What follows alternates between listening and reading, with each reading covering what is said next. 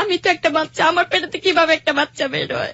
প্রায় 12টা বছর আমার পায়ে ছিকল ছিল। আমি কি মুসলমান না আমি বৌদ্ধ না খ্রিস্টান আমাকে বলেন। আপনি আপনার নামটা একটু বলবেন? আমার নাম চামেলি, আমি পুরান ঢাকা থেকে এসেছি। আচ্ছা, চামেলি পুরান ঢাকা থেকে এসছে। চামেলি তো হ্যালো 8920 নিশ্চয়ই শোনেন না? হ্যাঁ অবশ্যই। আচ্ছা, তার মানে আপনি নিশ্চয়ই জানেন যেখানে কিছু বেসিক পরিচয় প্রথমে দিয়ে নিতে হয়। একটা হচ্ছে আপনার বয়সটা যদি বলতেন।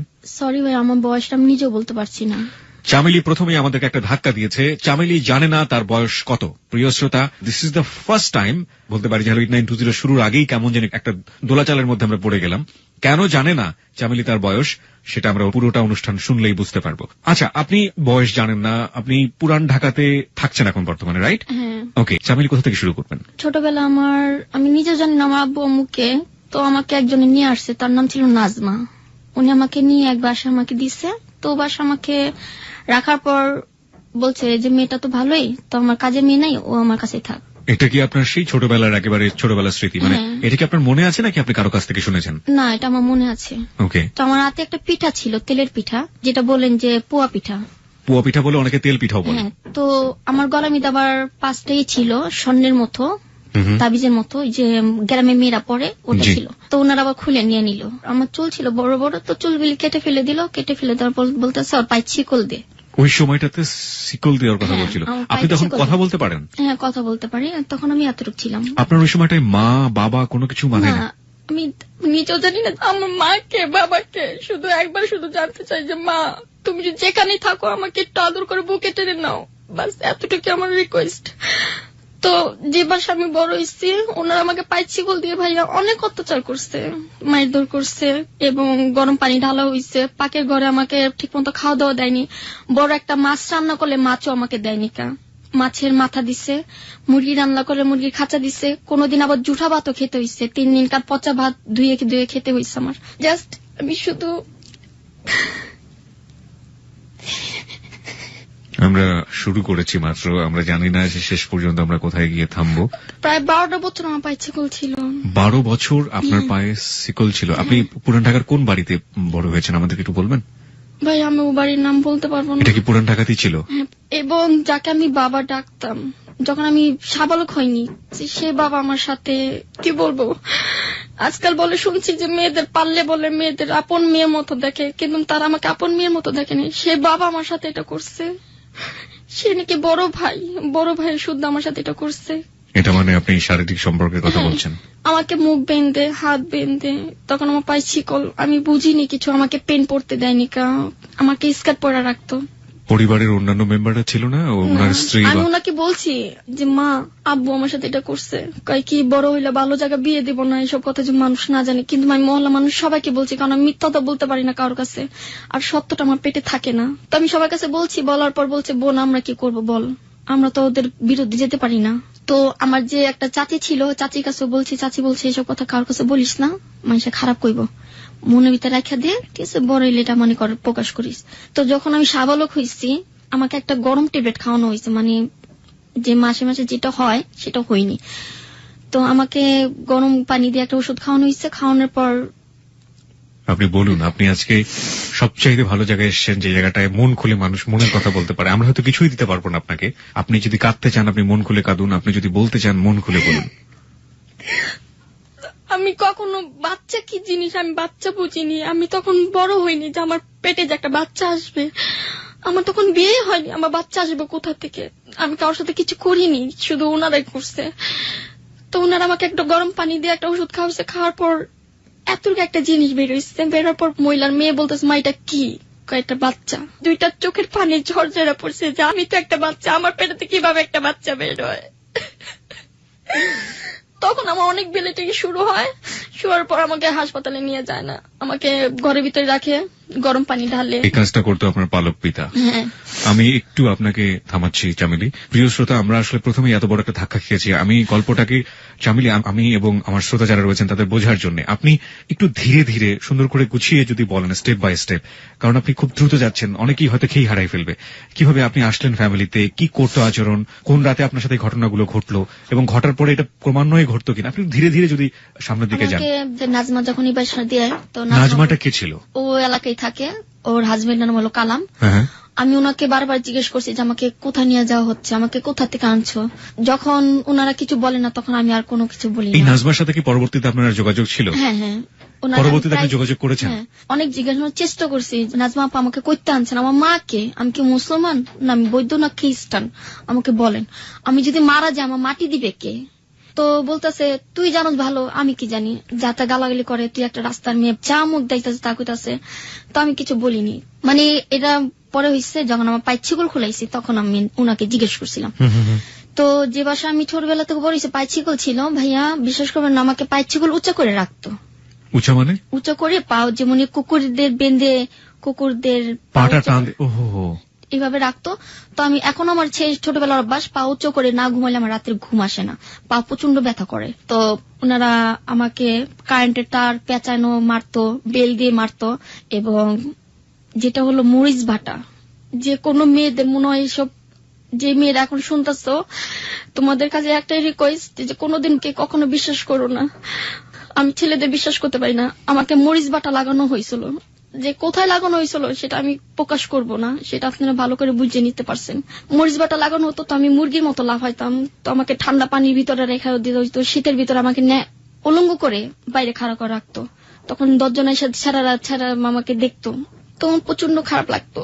তো আমি খালি চিন্তা করি এগুলো কেন করতো আপনার সঙ্গে? কাজ না করলে আমাকে মারধর করা হইতো। আর ভাইয়া আমার পায়ে প্রচন্ড ঘা হয়ে গেছিল, পাও রাতে অনেক চুলকাতো। তো আমি বলছি মা আমার পাও দুইটা কাইটা ফালাই দেন, আমার আর ভাল লাগে না যন্ত্রণা। এই পা গাও নিয়ে আবার পানি চাপ দিতাম, বালতি বইরা বইরা কাপড় আমাকে ধুইতে হইতো, ঘর পুছতে হইতো। ওই লোকের নাম কি ছিল বলবেন? আমি নামটা বলতে পারবো না ভাইয়া।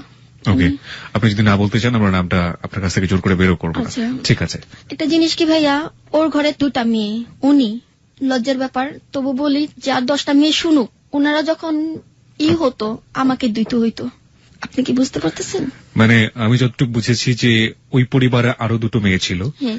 এবং তাদের যে মান্থলি প্রবলেমটা হতো সেই প্রবলেমের কাপড় চোপড় গুলো আপনাকে ধুতে হতো। আমি ধুইতাম। ওনারা যে ভাত খেয়ে রাখতো ওই জুঠা ভাত আমাকে খেতে হতো, না খেলে মারতো। জুঠা ভাতের ভিতরে তেলে পোকা এগিয়ে রাখতো, ইঁদুরে এগিয়ে রাখতো, ওগুলো আমাকে খেতে হতো। তো রাত হতো, রাত্রের ভিতরে বলতো কি, তখন তো ছোটবেলায় সবাই বিছনা রুমরা করে। জি।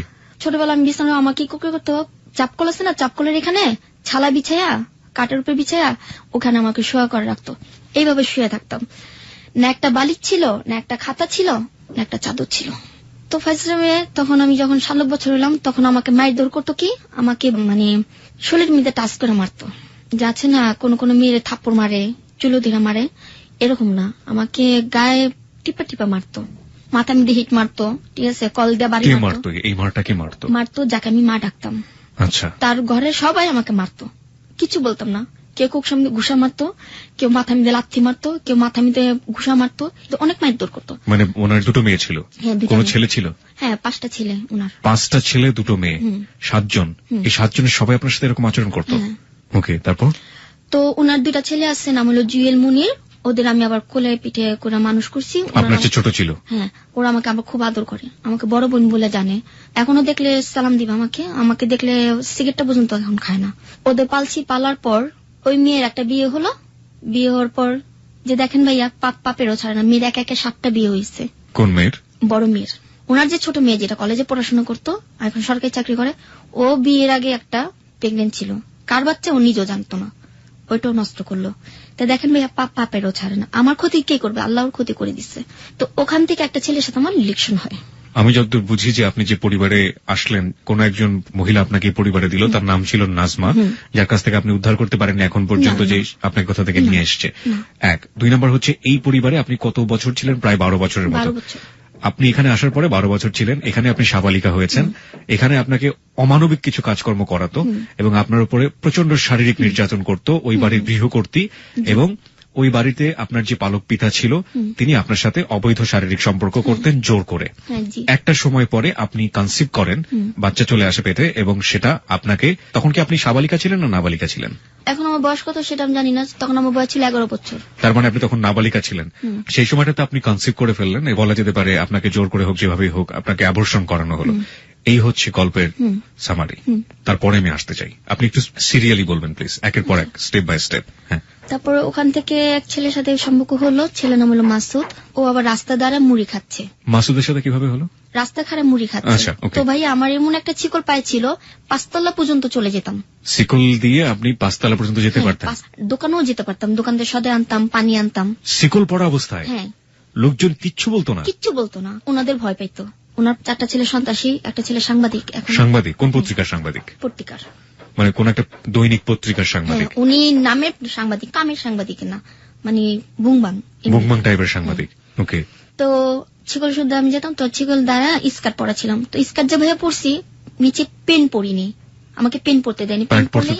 পেন পরতে দিলে পেন কেটে ফেলে দিত। কে কাটতো এটা? যাকে আমি আম্মা ডাকছি। কেন কাটতো? মানে পেন পরতে দিত না। ওনার মেয়েদের স্মার্ট ভাবে রাখতো, আমাকে রুংনা ভাবে রাখতো। তো এক পর্যায়ে গেছে ভাইয়া, এই যে ঈদ যে গেছে, রোজার ঈদ, আপনার কোরবানি, এখন ঈদের ভিতরে আমি কান্না করি। কেন কান্না করি জানেন? যে আগের দিনটা যদি থাকতো ভাইয়া, তাহলে বন্ধু বান্ধবের সাথে ঘুরতে পারতাম, কিন্তু কার সাথে ঘুরিনি। ঈদের ভিতরে ভাইয়া আমাকে কম দামে একটা ছিঁড়া জামা দিচ্ছে, আর ওর মেয়েদের ভালো ভালো জামা দিচ্ছে। তো পেনজেম পরছি, আমাকে বলে যে তুই বাইরে ঘুরতে পারবি না, তুই ভিতরে থাক। তো ঈদের ভিতরে কান্না করছি ভাইয়া, যে আল্লাহ, একটা বছর একটা দিন আমি কি কারোর মুখ দেখতে পারবো না? আমি কি বাইরে যেতে পারবো না? তো মাসুদের সাথে দেখা হলো, ও আবার সাদা শার্ট আর সাদা পেন পরছে। ভাই আমাকে 5 টাকা মুড়ি দিবেন? মেয়ে হয়ে কিভাবে ছেলেদের অর্ডার দেন, আপনি এসে নিতে পারেন না? মুড়ি নিয়ে আসছে। আইসা দেখে আমার পায়ে বড় একটা ছিকল। কি ব্যাপার, তুমি কি পাগল নাকি? তুমি কি কাউকে কামড়াও? আমাকে কেন কামড়াবো? আমাকে ছিকল দিছে, তাদের ভালো লাগছে, সেজন্য ছিকল দিয়ে রাখছে। এরপর ওর সাথে আমার রিলেকশন হয়।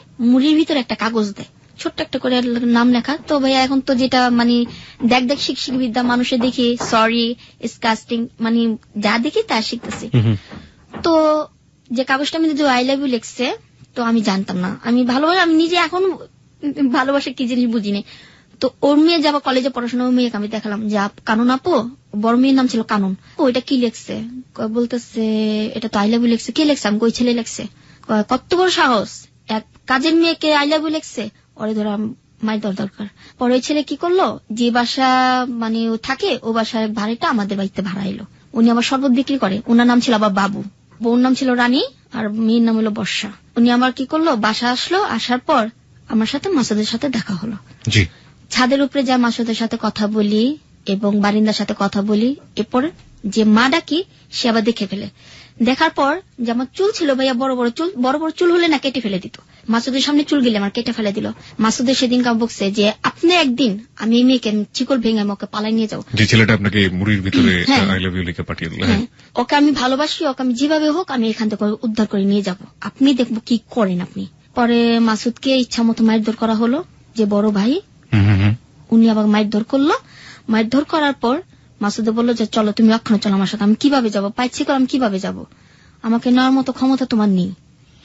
আমি এই জায়গাটায় ফিরবো, আমার কিছু কোশ্চেন আছে। পুরো ঘটনাটা শোনার পরে আমি আসলে পুরোটা মাথায় নিতে পারিনি, হঠাৎ করে আসলে অনেক বেশি ধাক্কা খেয়েছি, যেটা সাধারণত হয় হ্যালো 8920 ধীরে ধীরে আমরা একটা গল্পের অনেক চড়াই উতরাই পার করি, কিন্তু প্রথমেই আপনার গল্পের এত বেশি আপস এন্ড ডাউন আমি ঠিক সামনে নিতে পারিনি। আমি কিছু কোশ্চেন করতে চাই, ঠিক মাসুদের এই জায়গাটা থেকে আমি আসবো, তবে তার আগে আমি একটু পেছনে ফিরে যেতে চাই। সেটা হলো যে আপনার সাথে আপনার পালক পিতা যে সম্পর্কটা করত, এই সম্পর্ক তো আপনি সবাইকে বলে দিয়েছিলেন, লাইক ওনার ফ্যামিলিতে যে ওনার যে সন্তানরা আছে তারাও এটা জানতো। জানার পরে তাদের প্রতিক্রিয়া কি ছিল, বিশেষ করে ওনার সন্তানদের প্রতিক্রিয়া? তারা কিছু বলতো না। তার 2টা ছেলে বলতো যে এইভাবে একটা মেয়ের বান্দির মতো খাটানো, মেয়ের জীবনটা নষ্ট করছো, তোরাও দেখিস আমাদেরও এরকম ক্ষতি হবে, কোনোদিন না কোনোদিন কেউ আমাদের জীবন নষ্ট করবে। ওই ছেলেরা বললো। মেয়েরা কোনো কথা বলতো না? মেয়েরা কোনো। মেয়েদেরকে আপনি বলতেন যে আপনার আব্বু আমার সাথে এরকম করে? হ্যাঁ বলতাম। মেয়েরা কিছু বলতো না? মেয়েরা আরো আমাকে মারধর করতো। এই ধরনের ফ্যামিলি, ও মাই গড। ওকে, আর কি দেখেছেন আপনি? যাকে আমি মা ডাকছি তিনি কি করতো, কাজের মেয়ে নিয়ে আসতো, কাজের মেয়েদের সাথে করাইতো। যে কটা মেয়ে আসতো সব কটা মেয়েদের, পারবিন ছিল, রানীর কথা যে বললাম রানীও ছিল, সবার সাথে করতো। এই ধরনের সেক্সুয়াল রিলেশনশিপ আপনি যাকে পালক পিতা ডেকেছেন তার সাথে তার স্ত্রী নিজে করিয়ে দিত। ওকে ওকে, কি বললো ঠিক বুঝে উঠতে পারছি না।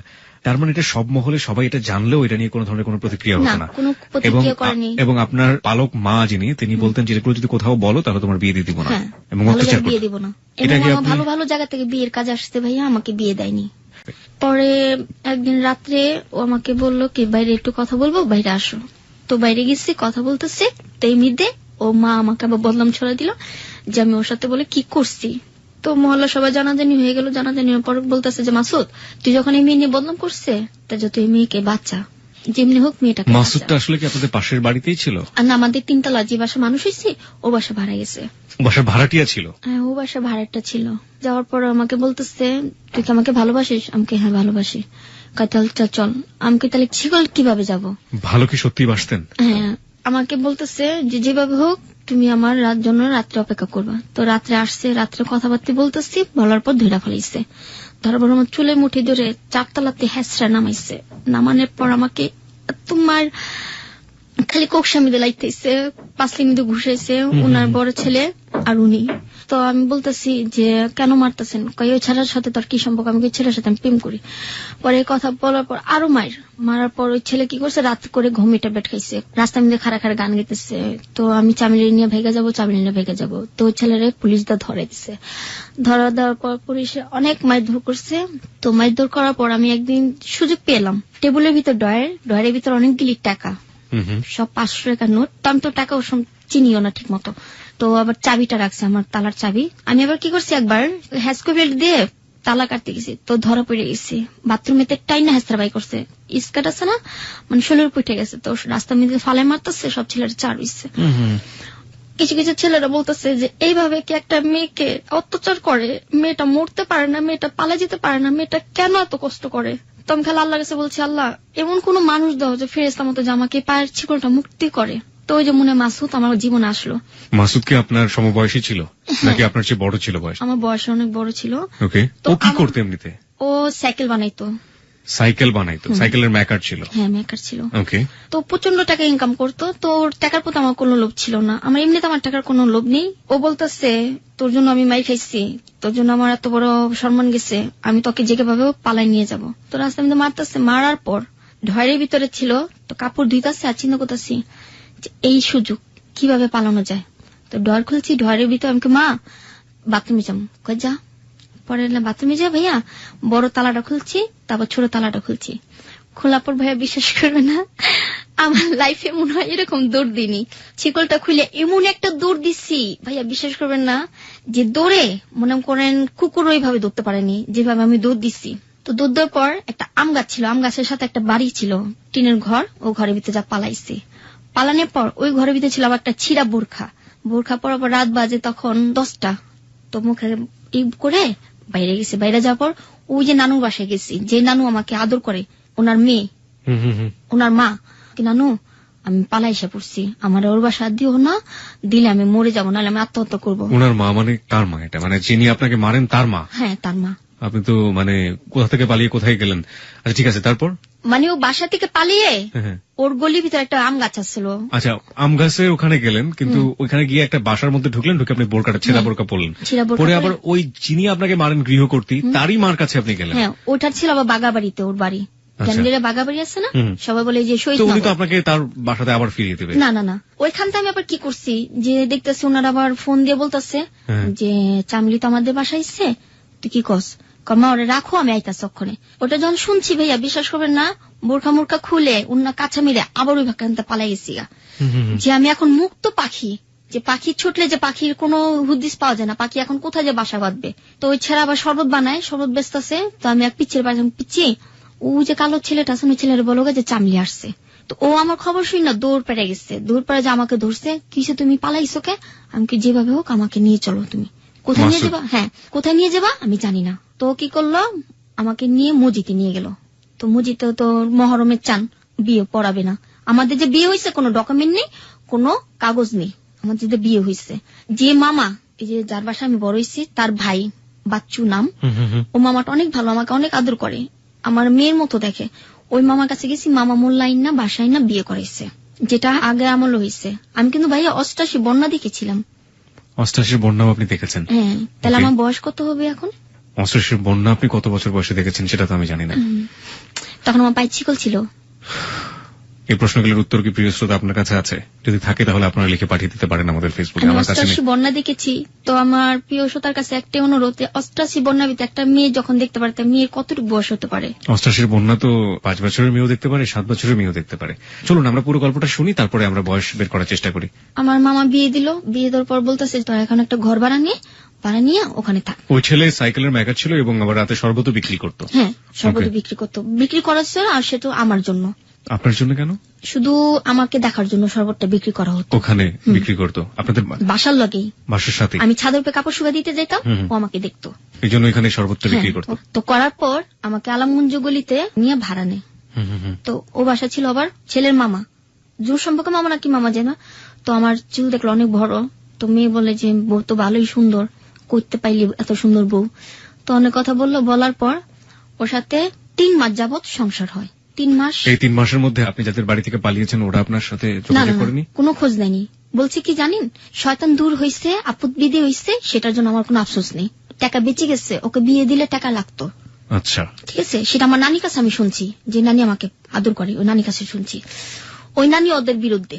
তো একদিন মানে নানি আলম সাহেবের নাম কখনো শুনেনি মনে হয়, আমি বলি ওনাকে আল্লাহ বেহেশতে নসিব করুক, শুনতাছি বড় এখন উনি বলে আমাকে পাইছে। উনি পায়া ওই রেনুর মার কাছে দিচ্ছে, যে আমার নানির নাম হলো রেনু বেগম, ওনার কাছে দিচ্ছে। ওনার নাম ছিল আলম সাহেব, এখন বর্তমানে উনি মারা গেছে। ওনার শিল্পপতি আলম সাহেব। আলমের 1 নম্বর পচা সাবান? হ্যাঁ হ্যাঁ হ্যাঁ হ্যাঁ, ওই আলমের কথা বলছেন আপনি? হ্যাঁ হ্যাঁ হ্যাঁ। ওকে, তারপর? ওনার বাড়ি হলো আমাদের এলাকায় আলমগঞ্জ গলিতে। আচ্ছা। তো ওনাদের পিছনে মাঠ আছে, তো মাঠের মধ্যে অনেক শাক, তো আমি শাকটি তুলে নিয়ে আসি। তো শাক তুলতে গেছি, দেখি নানি। তো ভাইয়া বিশ্বাস করেন, আমাকে নানি দেখে আমি ভয়ে টয়লেটে যা পলাইছি, যে আমাকে দেখলে তো আবার ধরে নিয়ে যাবে। নানি আমার বাই করে ফেলাইছে, কয় তুই এদিকে কোন বাড়িতে গল নিস, আমাকে আহো। পরে এবার যে বাসা আমি গনিস বাসা বাড়ি এলে বললো যে দেখো আমার নাতিনটা আদরের, ওর মা নেই বাবা নাই, তুমি ওরে দেখা রেখো, আরে কোনোদিন কষ্ট দিও না। ও যে কষ্ট যেটা শুইছে ছোটবেলা থেকে, এখনো যে কষ্টটা তোমার কাছে করবে সেটাও শুইতে পারবে না। তুমি ওর স্বামী, তুমি ওর সব, তুমি ওর কষ্ট দিও না ভাই, ঠিক আছে? আজকা পড়তে ওর যা লাগে দায়িত্ব আমি দিব। আমার ঘরের হাড়ি পাতিল যা লাগে সম্পূর্ণ আমার নানি দিচ্ছে, কিনা দেওয়ার পর ছেলে অন্যরকম হয়ে গেল। উনি কি আলমের মা ছিলেন? না। তাহলে নানি হলেন কিভাবে? ওটা ওই যে বাসা আমি বড় হইছি, ওনার মা। যে বাসা থেকে পালিয়ে আপনি ওনার বাসায় গিয়েছিলেন, পরবর্তীতে যোগাযোগ করে আপনাকে দিয়ে দেওয়ার কথা বলছিল ওই ভদ্র মহিলা। আর আলমের সাথে ওনাদের কি সম্পর্ক? হ্যাঁ, ওনাদের সম্পর্ক হলো, আলম হলো ওনার কি জানি লাগে, মানে আত্মীয়ের মধ্যে লাগে। এই আলম সাহেবই আপনাকে কুড়িয়ে পেয়েছিলেন, কুড়িয়ে পেয়েছিল, ওনার হাতে দিয়েছিল, উনি আবার ওনার মেয়ের কাছে দিয়ে দিয়েছে। এই হচ্ছে মোটামুটি কাহিনী, মূল কাহিনী। আচ্ছা, কিন্তু ভাইয়া আমি জানি না কি আমাকে পাইছে, কিন্তু আমার এতটুকু খেয়াল আছে যে নাজমা আমাকে নিয়ে আসছে। এটা খেয়াল আছে যে নাজমা আপনাকে ওই বাড়িতে নিয়ে এসেছে? হ্যাঁ, ওই বাড়িতে আমাকে নাজমা নিয়ে আসছে, এবং আমার হাতে একটা পিঠা ছিল। আমার এতটুকু খেয়াল আছে, তখন আমি হাফ প্যান্ট পরি। এছাড়া আপনার কোনো মেমোরি নেই? কোনো আর খেয়াল নেই। ওকে, ঠিক আছে। হ্যাঁ, তো আপনার জামাইয়ের কাছে ওই ভদ্রমহিলা বলছিল এই কথাগুলো, তারপর?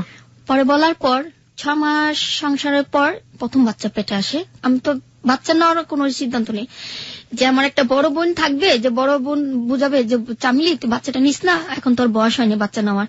বাচ্চাটা নেওয়ার পর পোলাপাইনের বুদ্ধি ভাইয়া, আমি নদীতে যেতাম, মাছ ধরতাম, সাপ ধরতাম, ব্যাঙ ধরতাম। সাপও ধরতেন? হ্যাঁ, পাখি ধরতাম। সাপ কেন ধরতেন? সাপ ধরতাম পোলাপাইনদের ডর দেখানোর জন্য। বড় বড় সাপ ধরতাম। তারপরে যে কুচ্ছা আছে না, কুচ্ছাও ধরতাম। তারপরে বাসায় আমাকে বাজারে টাকা দিত, আমি রান্না করতাম না। আমি যে প্রেগনেন্ট সেটা তো আমি জানি না। তো পোলাপাইনদের সাথে মার্বেল খেলতে যেতাম, বিডিং খেলতে যেতাম, চারা খেলতাম টাকা দিয়ে। তো ঘরে এসে আমাকে বিল দিয়ে মারতো আমার হাজবেন্ড, বিল দিয়ে মারতো, চোখের পায়ে ভেঙে ইচ্ছা মতো পিটাইতো। মাসুদ? হ্যাঁ, মাসুদে। কেন?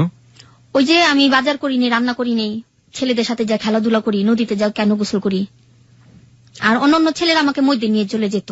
আমি সাঁতার জানি না, তো আমাকে ওই যে আছে না, এটা কি বলে, মানে যে সাঁতার কাটে যে টায়ার টিউব। হ্যাঁ, টায়ার টিউব, ওটা দিয়ে আমাকে মধ্যে নিয়ে যেত। মধ্যে নিয়ে যাও আমাকে, কেউ আমাকে গালে কিস করতো, কেউ কপালে কিস করতো, মানে পোলাপাইন। তখন তো আমি করতে পারিনি যে আমি একটা মুক্ত পাখি, খাঁচা থেকে বন্দি পাখি থেকে ছাড়া পেয়েছি, এখন আমি আকাশে উঠতে চাচ্ছি, সেরকম ব্যাপার। তো হাজবেন্ড এগুলো সহ্য করতো না, না করাটাই স্বাভাবিক। যে তুই এখন আমার বউ, তুই কেন বাইরে পরপুরুষের সাথে কেন গোসল করবি, হ্যান তেন মায়ের মাইদুর কত। পরে বাড়িওয়ালা বলতো যে দেখ ও একটা বাচ্চা পেটে, ওকে ওর বাচ্চা পেটে। আমাদের হাজবেন্ড জানতো না যে আমার যে বাচ্চা পেটে। পরে ভাইয়া একদিন রাত্রে রাগ করে চলে গেছি। রাগ করে চলে যাওয়ার পর নদী পাড়ে বসে বসে কাঁদতাছি। তো আমার এক ছোটবেলার বান্ধবী নাম হলো জাসমিন, ওর সাথে এখনো দেখা হয়নি। ও আমাকে নিয়ে নদীর ওপার চলে গেল, চল ঘুরে আসি। কোন নদী এটা? এটা আপনার বুড়িগঙ্গা নদী আমাদের। নৌকা দিয়ে চলে গেল। তো কিছু ছেলেরা ওকে আবার চিনে, কিরে জেসমিন কেটা, নিয়ে আসছি তোদের জন্য। কেন নিয়ে গেছে, কিসের জন্য নিয়ে গেছে আমি জানি না। মানে একটা জিনিস বুঝলাম যে আপনার হাজবেন্ডের সাথে আপনার সম্পর্ক ভালো যাচ্ছে না এবং সেটা আপনি আপনার বান্ধবীর কাছে হয়তো বলেছেন বা বান্ধবী চাচ্ছে আপনাকে এই পরিবেশ থেকে মুক্ত করার জন্য এবং সে নদী পার করে আপনাকে কোন এক জায়গায় নিয়ে যাচ্ছে, বলছে যে খুব সুন্দর জায়গা, ওখানে গেলে তোর মনটা ভালো লাগবে। তো আমাকে নিয়ে গেল, নিয়ে যাওয়ার পর দিকে অনেক ছেলেরা আসছে। একটা ছেলের নাম ছিল গাফফার, আর একটা নাম ছিল আপনার আলমগীর, কাল্লু। ওদের 3টা নামই জানি, আর বেশিটুকু নাম জানি না। তো ওরা আমাকে নিয়ে যাওয়ার পর আমাকে বললাম, ভাই আমি বাসা চলে যাবো, ভালো লাগতেছে না। থাকো না, একটু থাকো, ভালো লাগতেছে, তুমি অনেক সুন্দর মেয়ে, তুমি কোথায় যাবা? তখন বিকেল 5টা বাজে। 5টা বাজার পর আমাকে ভাইয়া বন্দে নিয়ে গেল। বন্দে একটা চর আছে, চরে কাশফুলের সামনে আমাকে নিয়ে গেল। তো ওখানকার ছেলেরা আমাকে দেখার পর বলতেছে, কি খাবা? আমি কইলাম কিছু খাবো না। কয় কিছু একটা তো নাও। আমি কই নাম খাবো না।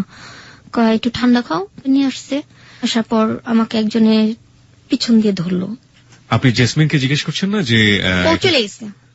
বলেন কি? তাহলে তো তখনই আপনার বুঝে যাওয়া উচিত যে কিছু একটা হতে যাচ্ছে। জানি না ভাইয়া, আমি ভাবছিলাম যে ও কোথায়। আমাকে বলছে যে জেসমিন আনতে গেছে, তোর জন্য ঠান্ডা আনতে গেছে। তো এখান থেকে ওরা তো ঠান্ডা নিয়ে আসছে আমার জন্য। তো কেউ আমাকে পিছন দিয়ে ঘাড়ে ধরছে। ঘাড়ে ধরলে ভাইয়া আর কিছু করা যায় না। ঘাড়ে ধরার পর চুলে ধরছে, কেউ আমার হাত ধরছে, কেউ পা ধরছে, হাত বাইন্দা মুখের ভিতর তুলা দিয়ে তারপরে মনে করেন এই 16 জনে মিলে আমাকে এই অবস্থা, আমি নিজেও কন্ট্রোল করতে পারিনি যে আমার লাইফটা এরকম যাবে। আমার 1 মাসে প্রেগন্যান্ট, আমার বেবিটা নষ্ট হয়ে গেল। আমি নিজেও জানি না যে আমার বেবিটা থাকবে কিনা।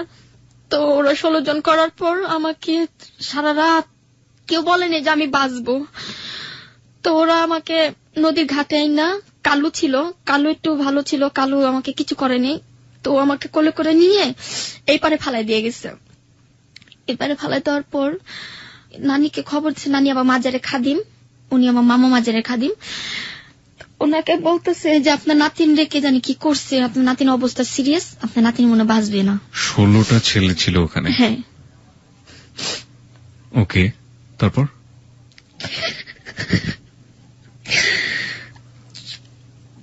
পরে তো আমার নানি সবাই মিলে আমাকে ধরে নিয়ে যায় যে আপনার নাতিন মনে বাঁচবেন, আপনার নাতিন হাসপাতালে নিয়ে যান। তো ডাক্তারে বলে যে ভাই যেমনি হোক আমার নাতিনের বাচ্চাটা জম থাকে, যদি বাচ্চাটা না থাকে তো আমার নাতিনের সংসারটা ভেঙে যাব। কারণ এমনি তোর মা নেই, বাবা নেই, ছোটবেলা থেকে মারা দূর পাইনি, বেবিটা বাঁচাতে পারলাম না। আপনার হাজবেন্ড কি ওই মুহূর্তে আপনার পাশে ছিল? না, ওকে জানানো হয়নি। ওকে পরে জানানো হয়েছে। আমার নানি বলছে, ভাই দেখ জীবনে মানুষের অনেক ঘটনা ঘটে, তো তুই মনে কর একটা অ্যাক্সিডেন্ট হয়েছে, তোর বউ সিঁড়িতে পড়ে যে বাচ্চাটা নষ্ট হয়ে গেছে। তো আমার শাশুড়ি কখনো মেনে নেয়নি, আমাকে মেনে নিতে পারেনি, এখনো মেনে নেয়নি। তো বাসায় গেছে, বাসায় যাওয়ার পর কে হয়তো এই বউ থাকবে, নাহলে তুই থাকবি, ওকে বিয়ে করে দে, তোকে আবার বিয়ে করাবো। পরে আমি বলছি, মা দেখেন হয়তো বান্দির মতো আমি সারা জীবন কাজ করছি মানুষের বাসায়, এখন আপনার বাসায় আমি বান্দির মতো কাজ করতে রাজি আছি, কিন্তু আমাকে আমার হাজবেন্ড থেকে আমাকে আলাদা করেন না, মাসুদের থেকে আমাকে আলাদা করেন না। 1 কথা 2 কথা পর উনি আমাকে চুল ধরে মারধর করে, রাস্তার মেয়ে অনেক ভেবে গালাগালি করে, তা আমি কিছু বলিনি। তো এই গালাগালি করার পর আমার হাজবেন্ড আসে রাত করে আসার পর আমার সাথে মানে মদ খেয়ে করার পর সেদিনকে আমার সাথে মানে আমার শরীর ভালো ছিল না, আমার কোকসাটা মিলে লাথি মারার পর আমার আবার ব্লিডিং শুরু হয়। আমি বলছি, দেখো আমি ছোটবেলা থেকে অনেক মাইর খাইছি, এখনো যদি তোমার হাতে আমি মাইর খাই তা আমি সুখ পাবো কোথায় সেটা বলো। আমি আমার বাবাকে দেখিনি, মাকে দেখিনি, একমাত্র তোমার পায়ে নিচে আমার সমস্যাটা দূর করতে চেয়েছিলাম, কিন্তু তুমি আমাকে দিলে না। তো এমন করতে করতে আমাকে ওর বাসায় 2 মাস 3 মাস থাকলাম, পরে সেকেন্ড বেবি আবার করলাম। ওকে, তার মানে হচ্ছে আপনি সেকেন্ড বেবিটা কনসিভ করলেন। আমাকে একটু বলবেন যে মাসুদ যখন আপনাকে বিয়ে করে তখন কি উনি জানতো যে আপনার ছোটবেলাটা আপনার পালক পিতা এভাবে আপনার সাথে? জানতো না। পরিবারের ভেতরে আপনি যে প্রথম যে বেবিটা কনসিভ করেছিলেন তখন জানতে পারছে না, এটা বলছি আমি যেটা যে ওই পরিবারে আপনার পালক পিতার দ্বারা আপনি এই যে বেবি কনসিভ করেছিলেন, মাসুদ জানতো না? এটাও জানতো না। ওকে, তার মানে আপনি সেকেন্ড টাইম বেবি কনসিভ করলেন। সেকেন্ড টাইম বেবি কনসিভ মানে মাসুদের সেকেন্ড টাইম বেবি, আপনার হাজবেন্ডের সেকেন্ড টাইম বেবি, এটা কনসিভ করার পরে আপনার পারিবারিক কি অবস্থা দাঁড়ালো? তারপর সবাই মিলে আমাকে আদর যত্ন করতেছে, খাওয়াইতেছে, এটা করতেছে ওইটা করতেছে। তো এক পর্যায়ে ঘরের আর কিছু ভালো ছিল না, আজকে খাইলে কালকে খাইতাম না, না খেয়ে খেয়ে থাকতাম। ওই যে আমার ছোটবেলায় তো অভ্যাস পান্তা ভাত খাওয়ার, পান্তা ভাত খেতাম, কারো আবার ফ্যান খেতাম। মানে যেগুলো আপনাকে দেয়া হতো অবহেলা করে, ওগুলোতেই আপনার অভ্যাস হয়ে গেছে, ওগুলো ছাড়া কিছু ভালো লাগতো না। ওগুলো ছাড়া ভালো লাগতো না, এবং মাটি মিদে শুইতে ভালো লাগতো, বিছনা মিদে শুইতে ভালো লাগতো না। চামেলি, আমরা যে জায়গাটায় ছিলাম, আপনার সেকেন্ড বেবিটা আপনি কনসিভ করলেন, তারপর? তো বাড়ির সবাই আমাকে আদর করতেছে, হাজবেন্ডও খুব আদর করতেছে। তো পরিবর্তনটা দেখা গেল যখন আমার শাশুড়ি আমাকে বলে যে আজকে যদি আমাকে ছেলে বিয়ে করেতাম তাহলে আমার ছেলের জন্য অনেক টাকা মানুষ দিত, ভালো ভালো মেয়ে আমার ছেলের জন্য রান দিয়ে দাঁড়াচ্ছিল, কিন্তু তোকে বিয়ে করে আমার ছেলের লাইফটা নষ্ট হয়ে গেল। তো আমি বলছি, মা দেখেন, মানুষের জীবনে এমন দুর্ঘটনা ঘটে, আমার মা নেই কিন্তু আপনাকে আমি মা ডাকছি, আমার বাবা নেই, আপনার হাজবেন্ডকে আমি বাবা ডাকছি। এখন যদি আপনার দুজন যদি আপনি আমাকে দেখতে পারেন, আপনিও তো একটা মা, কিভাবে আরেকটা মেয়েকে আপনি অত্যাচার করতেছেন আপনি? তো এই কথা দুই কথা বলার পর বাসা থেকে বেরিয়েছি, ওই যে বাসা আমি বড় হয়েছি ওই বাসায় গেছি দেখা করার জন্য। ওনাকে মা ডাকতাম যে মা আমি ভালো আছি, আমার জন্য দোয়া করো। তো মা আবার নানিকে ফোন দিল যে চামেলি আইছে। ওই বাসাতে দেখা করতে গেলেন? কতদিন পরে দেখা করতে গেছে? আপনার 2 বছর পর। 2 বছর পরে? আপনি যে বাসায় থাকতেন সেখান থেকে ওই বাসার দূরত্ব কতখানি ছিল? বেশি দূর ছিল না, কাছাকাছি ছিল। কাছাকাছি ছিল। ওকে। তো দেখা করতে গেছি, তো নানিকে ফোন দিচ্ছে, নানি আবার বলছে যে ওর জামাই লাগা আবার মিল হয়েছে। হ্যাঁ, ওর তো বাচ্চা পেটে এই কদিনের মধ্যে ডেলিভারি হয়ে যাবে। তো বলতেছে যে কয়দিনের মধ্যে ডেলিভারি হয়ে যাবে, তো ওকে কি দেওয়া যায়, ওই মা বলতেছে। তো নানি আবার ফোন দিয়ে বলছে যে ওর জন্য কিছু হাড়ি পাতিল কিনে রাখছি, তো ওকে দিয়ে দিস। তো হাড়ি পাতিল কিনছে, মানে অনেক কিছু কিনছে। মানে ছেলে এরকম হবে আমি ভাবতে পারিনি, যে আমার লাইফটা মনে হয় এই মুহূর্তেই শেষ হয়ে যাবে, আমি আর কখনো মনে হয় সংসার করে খেতে পারবো না। এটা আপনার মনে হচ্ছিল? হ্যাঁ, আমার মনে হচ্ছে। কেন মনে হচ্ছিল? যখন আমার বাচ্চাটা হয়েছে তখন ও হাসপাতাল থেকে ওর বাসায় নিয়ে গেল। বাসায় নিয়ে যাওয়ার পর আমার চোখের সামনে আমাকে মারধর করতেছে আমার হাজবেন্ড। আমার শাশুড়ি আমাকে কিছু বলে না, যে মাসুদ ওকে মারতেছে, মাসুদকে বলি যে মাসুদের এই শৈলে মারিস না। তো মাসুদ আমাকে ওই শৈলে, আমাকে কাঁচা শৈলে মারধর করতেছে। যখন আমার ডেলিভারি হয়েছে তখন আমার ওই শৈলে আমাকে মারধর করতেছে। তো বাচ্চাকে দুধ খাওয়াইতেছি, দুধ খাওয়ার পর দেখ তোর মতো আর কত মেয়ে আমি আনতে পারি, আমি সেকেন্ডে এখন আমি মেয়ে আনতে পারি। তো রাতে একটা মেয়ে নিয়ে আসলো আমার ঘরে। আপনার বেবিকে দেখে সে খুশি হয়নি? না। কেন? মেয়ে হলো কেন? কত সালে আপনার মেয়েটা হয়? আমার সঠিক খেয়াল নেই, সালের হিসাবটা জানেন না? কিচ্ছু জানি না ভাইয়া। ওকে। আমি যে এখন যে আপনার সাথে কথা বলতেছি ভাইয়া, মাইন্ড করেন, আমি যে কথা বলতেছি আমি মানুষের দেখা দেখে শিখছি। আমার লাইফে আমি কখনো পড়াশোনা করিনি, আমার নিজের নামটা পর্যন্ত আমি লিখতে পারি না। এটা কত সাল চলছে আপনি জানেন? মানুষের মুখে শুনি 2013 চলতেছে। 2013 চলছে। আপনার মেয়ের বয়স কত আপনি জানেন? 11 বছর। 11 বছর? ওর দাদি বলছে। ওর দাদি বলেছে 11 বছর। 11 বছর যদি হয়ে থাকে তাহলে আপনার মেয়ে জন্মগ্রহণ করেছে 2002 সালে। ঠিক আছে, হ্যাঁ, মেয়ে হলো বলে আপনার হাজবেন্ড দেখতে পারে না, গায়ে হাত তোলা শুরু করলো। গায়ে হাত তোলা শুরু করলো, এবং আমার শাশুড়ি আমাকে বলে যে তুমি বাচ্চা নিয়ে চলে যা, বাচ্চা রাখবো না, তুই বাচ্চা নিয়ে চলে যা। আমি কোথায় যাব, আমার যাওয়ার জায়গা কই, আমি কোথায় যেয়ে থাকবো? এবং আপনার হাজবেন্ড সেই রাতে? ও রাত্রে চলে যায়, বাইরে চলে যায়। বাইরে থেকে একটা মেয়ে নিয়ে আসে, মেয়ে নাম হলো রুমানা। ওই মেয়েকে বললাম যে দেখো তুমি একটা মেয়ে, আমি একটা মেয়ে, আমি বিবাহিত, আমার একটা সন্তান আছে, তুমি কিভাবে আমার সংসার এসে ঢুকলে? বলে যে আপু আমি টাকার জন্য আসছি, আমাকে টাকা দিচ্ছে আমি আসছি। আমি টাকার জন্য কি একটুখানি সংসারটা তুমি ভেঙে দিবা? তো আমার চোখের সামনে আমার হাজবেন্ড ওই মেয়েটার সাথে এইসব কথা বলো পাপ, তবু আমাকে বলতে হয় যে হাজবেন্ড, আমি আমার লাইফে আমি কখনো আমার মার আদর পাইনি, বাবার আদর পাইনি। মনে করছিলাম যে হাজবেন্ড আমাকে একটু আদর করবে, আমার হাজবেন্ড আর মা আমাকে সন্তানের মতো দেখবে, সেটা আমি আমার কপালে জুটলো না। শেষ পর্যন্ত হাজবেন্ড আমার চোখের সামনে একটা মেয়ের সাথে, যেটা স্ত্রী কখনো চায় না যে আমি স্বামীর ভাগ অন্যজন্য দেওয়ার জন্য, সেটা হয়ে গেল। তো রাত্রে আমি ওই শৈল নিয়েই বাচ্চা রেখে আমি বাইরে এসে পড়ছি। বাইরে আসার পর ওই বাসায়, যে বাসা ছোটবেলা থেকে বড় হয়েছি, ওই বাসায় গেছি, ছাদের উপরে যাই শুয়ে রয়েছি, পায়খানা ছাদের উপরে শুয়েছি, চালের উপরে শুয়েছি।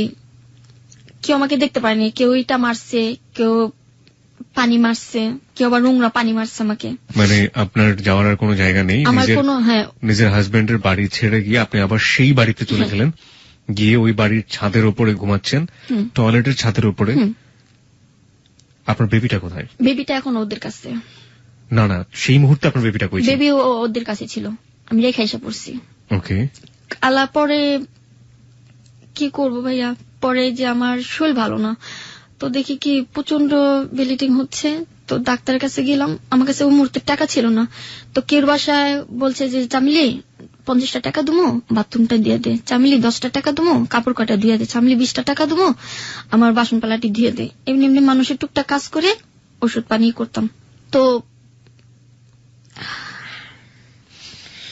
আমার যে মেজো ভাই, যার বাসা আমি বড় হয়েছি, তার মেজো ছেলে, ও রাত্রে আমি আবার ছাদের উপর শুয়ে রয়েছি, শীতের ভিতরে, কাপড় নেই, কোন একটা ছালা নেই, বালিশ নেই, এভাবে শুয়ে রয়েছি কোকড়া হয়ে, যেভাবে একটা কুকুরের বাচ্চা যে ঘুমায়, আমি সেভাবে শুয়ে রয়েছি, শীতে কাঁপতাছি। তো ওনার মেজো ছেলে গেছে, মেজো ছেলে যা বলতেছে, তোর টাকা লাগবে? আমি কই, হ। কত টাকা লাগবে? আমাকে 500 টাকা লাগবে।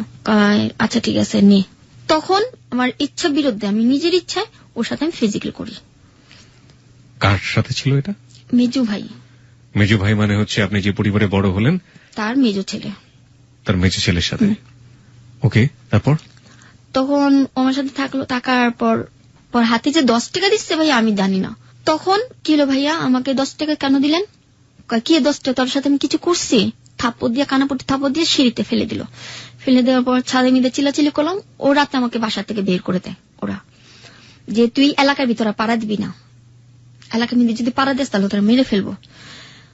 তো আমি জিদ করে ভাইয়া, ওই যে ঘুমের ট্যাবলেট আছে না, ঘুমের ট্যাবলেট 9টা ট্যাবলেট খেয়ে গলির ভিতরে উৎপাত করি, যে কেমন বাপ, যে বাপ আমার সাথে এটা করছে, কেমন ভাই, যে ভাই আমার সাথে এটা করলো, কেন করলো, মহল্লা সব ভিড় হয়ে গেছে। আমি সবাইকে জানিয়ে দিছি, ডোল পিটায় সবাই বলে দিচ্ছি যে আমার সাথে কেন করলো, কিসের জন্য, আমার লাইফটা কেন নষ্ট করলো। আজকে আমার স্বামী থাকতে স্বামী নেই, আজকে তোদের জন্য আমার স্বামীর আমার সংসারতে নাই হয়ে গেছে, তোদের জন্য, তোদের কারণে। তো এমন কথা কথা আমাকে রাস্তার মধ্যে ফেলে ইচ্ছা মতো মাসুদ গেদে মাই খাওয়ায়, মাসুদ আমাকে মারে। পরে এক পুলিশ আসে, যে ওকে কেন মারতেছ? আমার বউর আমি যেভাবে মারি, আপনার কি? এটা তো তোর বউ না, ও তো তোকে ছেড়ে দিচ্ছে, তুই যখন একটা মেয়ে নিয়ে ওর সামনে করতে পারছ, সেটা তো তোর বউ হতে পারে না। তো শেষ পর্যায়ে কি হলো ভাইয়া, ও আমাকে মেরে মিরপুর হাসপাতাল আছে না, সেখানে আমাকে ফেলে দিয়ে আসে। সেখানে ফেলে দেওয়ার পর কিছু লোক আমাকে ধরে ভিতরে নিয়ে পিছনে হাত বেঁধে মুখের ভিতরে পাইপ দিয়ে অস করায়। আমার লাইফে প্রথম কেউ আমাকে অস করায়, আমার খুব খারাপ লাগছে, মনে এবং মনে বাঁচবো না, মরে যাব, যেসব মানে আমার পাইপ ঢুকাইছে, চোখ উল্টা গেছে। তো বলতেছে, তুমি এখন সুস্থ পুরোপুরি, তুমি সকালবেলা বাসায় চলে যাও। তো কোথায় যাব আমি, কি করব? আবার ওই নদীর পাড়ে গেলাম, ভ্যান গাড়ির নিচে ঘুমাই, টেরাকের নিচে ঘুমাই, টেরাকের উপরে ঘুমাই, তারপরে আপনার ঠেলা গাড়ির উপরে ঘুমাই। এইভাবে আমার জীবনটা কাটতেছে। মেয়েকে দেখতে ইচ্ছে করতো না? হ্যাঁ, মেয়েকে দেখতে ইচ্ছে করতো, তো মেয়েকে দেখতাম, চুপে চুপে যেতাম যখন আমার শাশুড়ি না থাকতো। আমার 3টা ননদ ছিল, একটা ননদ বর্তমানে মানে ও এখন সব ছেলেদের সাথেই করে, ও প্রস্টিটিউট। হ্যাঁ, ওর টাকার বিনু সব করে, ওর নিজের কোলে বাচ্চাটা বেচা ফেলাইছে 1000 টাকা ছেলে। ওকে, তারপর? চুপে চুপে যেতাম, মেয়ে কি কি খেতে চাইতো কিনে দিতাম। ওই যে সবাই আমাকে আদর করে ভাইয়া, এই একটা কথা বলা হয়নি, আমাকে এলাকার ভিতরে সবাই আদর করে, মামা সবাই, মানে মামা বলি, ভাইয়া বলি, বাবা বলি, সবাইকে আমাকে আদর করে। 10 টাকা 5 টাকা যে সঙ্গে যেটা চাই, এখনো সেটা আমাকে করতে হয়, চেয়ে খেতে হয়। পরে এক পর্যায়ে গেল কি, একটা অনুষ্ঠানে মানে আমাদের মাজারে এখানে মেলা হয়, মেলার ভিতরে ছেলের সাথে পরিচয় হয়, নাম হলো জাহাঙ্গীর। তো জাহাঙ্গীর আবার চ্যালেঞ্জ করে যে মেয়েকে আমি পটাবো, তো আমাকে পটাইছে ভাই, আমাকে একটা নাম্বার দেয়। তখন আমার মোবাইল ছিল। কার সাথে চ্যালেঞ্জ করে? ওর বন্ধুর সাথে। তখন ও কানে দুল বানায়, চ্যালেঞ্জ করে যে আমি যে বিয়ে করছি এটা জানাবি না। তো জাহাঙ্গীরের নাম্বার এখনো আমার কাছে আসছে, বিশেষ না ওর সাথে কথা বলতে পারেন আপনি। ওকে, আমরা একেবারে আপনার জীবনের গল্প শেষ হলে প্রাসঙ্গিক হলে আমরা কথা বলবো। আচ্ছা, তো ও যে বিবাহিত ভাইয়া সেটা আমি জানি না, ও আমি সব বলছি, আমি আমার মেয়ে আছে একটা, আমি বিবাহিত, আমার হাজবেন্ড নেই, আমি বলছি আমার হাজবেন্ড মারা গেছে, সম্পূর্ণ ডিটেলস বললাম। ঠিক আছে আমি মেনে নিলাম। তো একদিন আমাকে অফার দেয় পোস্তকলা ব্রিজে চলো, পোস্তকলা ব্রিজে তো আমাকে নিয়ে গেল আপনার কারণ বাজার, এই যে কারণ বাজার নিয়ে আসে আমাকে, কারণ বাজার আপনার এই যে একটা হোটেল আছে সেই হোটেলে আমাকে উঠায়। তখন আমি লাইফে আমি হোটেল দেখিনি, আমার লাইফে প্রথম। তো উনি আমার সাথে ফিজিক্যাল করতে চাচ্ছে, তো আমি জিতছি না, আমি দেব না, জোর জবরদস্তি আমাকে ছাড়তে করতে আমি দিচ্ছি না। পরে আমার হাতে আবার চুরি ছিল, আমি হাত কাইটা ফেলাইছি ভাই, এই যে দেখতে পাচ্ছি হাত কাইটা ফেলাইছি।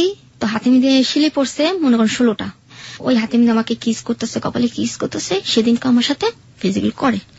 তবে একটা জিনিস দেখা যাচ্ছে, যে ছেলে আমার সবকিছু জেনে শুনে একবার করার পর কিন্তু ছেলে আমাকে ছেড়ে দিতে পারতো, কিন্তু ও আমাকে ছাড়েনি। ও আমাকে ভালোবাসে, আমি ওকে ভালোবাসতাম। আমার প্রথম স্বামীকে যতটুকু না ভালোবাসতাম আমি অতটুকু ভালোবাসতাম। এক পর্যায়ে ও আমাকে নিয়ে আমার এলাকায় ঘর নেয়, মাসুদকে দেখে আমি ওরাকে ঘর নেই, যেটা আমার হাজবেন্ড। সবাই জানে যে এটা আমার হাজবেন্ড, বিয়ে করিনি। কিন্তু আপনি যে ছেলেটার সাথে এই সম্পর্ক করলেন ওর নাম যেন কি?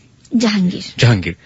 জাহাঙ্গীর তো জানতো যে আপনার হাজবেন্ড মারা গেছে, তাহলে মাসুদকে দেখিয়ে ঘর নিলেন কিভাবে? মাসুদ তো জানে না যে এটা আমার হাজবেন্ড, ওর সাথে আমার বিয়ে হয়েছে। তো মাসুদকে আমি বলছি যে আমি একদিনের ভিতরে আমি বিয়ে করে তাকে আমি দেখা দিব। আচ্ছা, এমনি জাহাঙ্গীর জানতো যে মাসুদ আপনার হাজবেন্ড? না। ওকে। ও জানতো যে আমার হাজবেন্ড মারা গেছে, যে ও আমাকে নিয়ে গলিতে ঘর নিচ্ছে। আর একটা বছর ওর সাথে সংসার করলাম, আমাকে খাওয়া লাওয়া ভাড়া বুড়ো সব দিত, সম্পূর্ণটা দিত। 2.5 বছর সংসার করলেন, বিয়ে হয়নি? বিয়ে হয়নি। মানে এটাকে ইংরেজিতে লিভ টুগেদার বলে, আপনি কি জানেন লিভ টুগেদার? আপনি জানেন না? ওকে, হ্যাঁ, তারপর? থাকার পর একদিন জানতে পারি ওর নাম্বারে ফোন আসে, মেয়ের কণ্ঠ। কি ব্যাপার, তুমি কোন মেয়ের সাথে কথা বলতেছ? আমার এক ফ্রেন্ড। মেয়ে আবার ফ্রেন্ড হয় নাকি? আমার তো কোনো ছেলে ফ্রেন্ড নেই, তোমার মেয়ে ফ্রেন্ড আসলো কোথা থেকে? কয়টা মোবাইলে পরিচয়। তো একদিন রাতে ও শুয়ে আছে, তো আমি আমার মোবাইলটা চেক করি। আমি হ্যালো, কে? আপনি কে? ওর মোবাইল আপনার হাতে কেন? কয় আমি ওর বউ। আমি কই আপনার নাম কি? কয় মিলি। মানে জাহাঙ্গীরের ওয়াইফের নাম ছিল মিলি। জাহাঙ্গীরের একটা ছেলে একটা মেয়ে। তখন জানতে পারি যে ও বিবাহিত। তো ভাইয়া ও যখন অসুখে পড়ে, আমার হাতে টাকা নেই, আমার ঘরে চাল জমানো ছিল, ও চাল বিক্রি করে আমি ওর অসুখের টাকাও দিই এবং ওর মাথা পানি ঢেলা দিই। আমি কখনো আমার হাজবেন্ডের পাও টিপে দিই না, ও পাও টিপে দিচ্ছি। এমনও দিন গেছে না খেয়ে ওকে আমি খাওয়াইছি। সবকটা ছেলেরা আমার সাথে মানে ছলনা করলো, কিন্তু একবারও বুঝলো না যে এই মেয়েটা কোথায় যে দাঁড়াবে। এখন যে মেয়েটা আছে, এখন কোথায় যে আছে দাঁড়াচ্ছে, সেটা ছেলেরা বোঝে না। তো জাহাঙ্গীর আমাকে বললো কি যে তুমি কি আমার ওয়াইফের সাথে কথা বলছো? আমাকে হ্যাঁ বলছি। কেন বলছো? আমাকে মন চাইছে, তেমন কত আমি মেলায় যাব। তো 3 দিন পর্যন্ত আসেনি ভাইয়া, 3 দিন 1 সপ্তাহ পার হয়ে যায়, আসে না। তো আসার পর ও বলতেছে কি যে একটা বাসাতে একটা খেতা নিয়ে আসলো, আপনারা যেটা বলেন কাঁথা, হ্যাঁ খাতা নিয়ে আসলো ওর বোর থেকে। ও খাতা না আমার শৈলী মিদা ভাই আমি দিতে পারিনি, কারণ ওর বোর খাতা আমি তো দিতে পারি না, ও গায়ে দিত। ও মেলা ভিতর যায় এগুলি করে, মেলা ভিতরে যায় এক মেয়েদের সাথে পটায়, মেয়েদের সাথে এটা করে, যায় আরেক মেয়ের সাথে ফিজিক্যাল করে, নাম হলো শারমিন।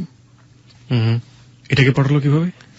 এটা মেলায় গেছে, মেলা গিয়ে বলতেছে যে ভাইয়া আপনার কানে দুলটা অনেক সুন্দর, আপনার নাম্বারটা দিবেন, আপনার সাথে আমি যোগাযোগ করবো। তো নাম্বার দিয়ে আসে। তো ওদিন আপনার রাতে আমার বাসা আসে জাহাঙ্গীরে। আসার পর ওদিন রাতে আমার সাথে স্বামী স্ত্রী ভাবে সম্পর্ক করার পর সকালবেলা ওই মেয়েটা ফোন দেয় যে জাহাঙ্গীর তুমি কই? কয় তো আমি আসতেছি। আমি আবার শুনে ফেলাই।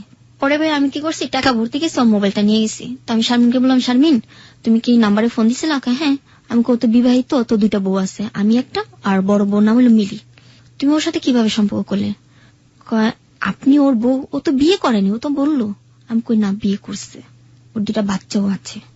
ঠিক আছে ওর কাছে ফোনটা দেন। আমি কই না, ওর কাছে ফোনটা দেবো না, আমি যে ফোনটা করছি সেটা বলবো না। তো ফোন যা ঘরে যা আছাড় মারছি, আছাড় মারার পর আমাকে থাপ্পড় মারছে। তো আমি আবার কি করছি, বটি নিয়ে গলা মিদে একটা টান মারছি। এই যে গলা মিদে ডাক্তার আছে। আপনি আপনার গলার ভিতরে টান দিয়ে দিয়েছেন? হ্যাঁ, জিদ করে যে এই জীবন আর রাখবো না। সব ছেলের যখন আমার সাথে এটি করে, মাসুদও আমাকে ধোকা দিল, তুই আমাকে ধোকা দিচ্ছিস, আমার এই জীবন আমি রাখবো না। যখন গলাটা টান দিচ্ছি তখন আমি অজ্ঞান হয়ে পড়ে গেছি। তো রক্ত ঝরা ঝরা পড়তেছে, আমাকে আর হাসপাতালে নিয়ে যায়নি। হাসপাতালে গেলি তো কেস মামলা হবে। ওই মুহূর্তে কি করলো, কোলে কিলো আমার বিছনার উপরে বসাইলো। বিছনার উপরে বসার পর ও চলে গেল। একে জীবনকার জন্য ভাইয়া আমার লাইফে থেকে চলে গেল। ওই মুহূর্তে একবারে চলে গেল? হ্যাঁ চলে গেল। কোথায় বাড়ি ছিল, কোন জায়গা থেকে এসেছে কিচ্ছু জানতেন না? কিচ্ছু জানি না, শুধু আর বোর্ডে একটা আমার কাছে একটা কার্ড ছিল, ভোটার আইডি কার্ড। হ্যাঁ ভোটার আইডি কার্ড ছিল, সেটা এখন আমার কাছে নেই, ফেলে দিচ্ছি। ও যখন আমার জীবনে নেই তো ওটা আমি রেখে লাভ নেই। তো আমি এইটা নিয়ে ঢাকা মেডিকেল গেছি। ঢাকা মেডিকেলে যে বলছি যে আমার হাজবেন্ড আমাকে গলা মেঁধে টান মারছে, বটি দিয়ে আমাকে জবা করতে চেয়েছিল রাত্রে, আমি এটা কিস করতে চাচ্ছি ওই ন্যাশনাল আইডি কার্ড নিয়ে। হ্যাঁ ওকে। পরে ডাক্তার আমাকে এটা সিলি করে দিল। সিলি করা দেওয়ার পর আমাকে ওখানে 1 সপ্তাহ পর্যন্ত রাখে হাসপাতালে। মানে কেউ কেউ রেপ হয়, কেউ কে বিচ্যুতি করে, ওখানে সব মেয়েরা ভর্তি হয়, ওখানে আমাকে রাখা হলো। তো কোন মেডিকেল? ঢাকা মেডিকেল? হ্যাঁ ঢাকা মেডিকেল আউটরুমিস্ট, সেটা ভিতরে যেখানে পুলিশরা চেক দেয়। ওকে। তো আমার ছবি তুললো, ছবি তোলার পর আমার ঠিকানা টুকা নিল। পুলিশ কেস হয়েছে, পুলিশ গেছে ওই বাসা, যে বাসা আমি ভাড়া থাকতাম ওটা ছিল আসলামের বাড়ি। আসলামে এখন বাড়ি বিক্রি করে চলে গেছে। আসলামের বাড়ি ছিল, তো আসলামের ভিতরে পুলিশ গেছে। তো আসলামের বড় জিজ্ঞেস করতেছে যে আপনার বাসা কি চামলি থাকে? হ্যাঁ। ওর হাজবেন্ড কি জব করতে? কয় না, ওর গলা তুই নিজে পার মারছে। তাহলে তো আমার কিছু হলো না, এখানে কেস হলো না, ওকে ধরতে পারলাম না। সত্য ছিল। হ্যাঁ। তো মামলা এখন ভাই আমি কুত্তা পাগল হয়েছে, ওকে খুঁজতেছি, মেলায় মেলায় মেলায় মেলায় খুঁজি খুঁজি খুঁজি। তো কিছু কিছু মানুষ আমি বাবা আপনার তো মেয়ে আছে, আপনি কি চান আপনার মেয়ে মেলা মেলা ঘুরুক, কোন একটা ছেলেকে খুঁজুক? না। তখন আমি মোবাইল কিনি খুব কষ্ট করে, ইটা ভাঙ্গি ভাই। আমি আমার লাইফে আমি কখন ইটা ভাঙ্গিনি। এমনও দিন গেছে ড্রেনে ময়লা টুকা আমি খাইছি, বিশ্বাস হয় আপনাদের? আমি মেয়ে ড্রেনে ময়লা টুকায় খাইছি। কেউ যদি বাসি ভাত ফালাইছে, বাসি ভাত আমি খাইছি, কিন্তু কখনো টাকার লোভে কখনো কারো কাছে যাইনি।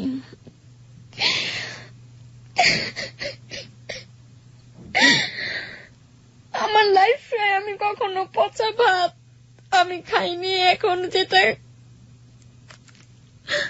এখন যেটা আমি খাচ্ছি খুব ভালো ভাইয়া আছি। আপনি কি হারিয়ে ফেলেছেন? আপনি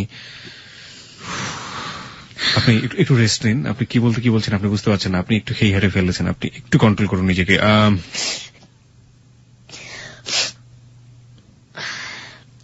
সেদিন আমি একটা মোবাইল কিনি, তো মোবাইলের মাধ্যমে কিছু কিছু মানুষকে নাম্বার দেওয়া হয়, সেটা আপাতত হারাই গেছে। এখন নতুন যেটা চালাচ্ছি সেটা আপনারা জানেন।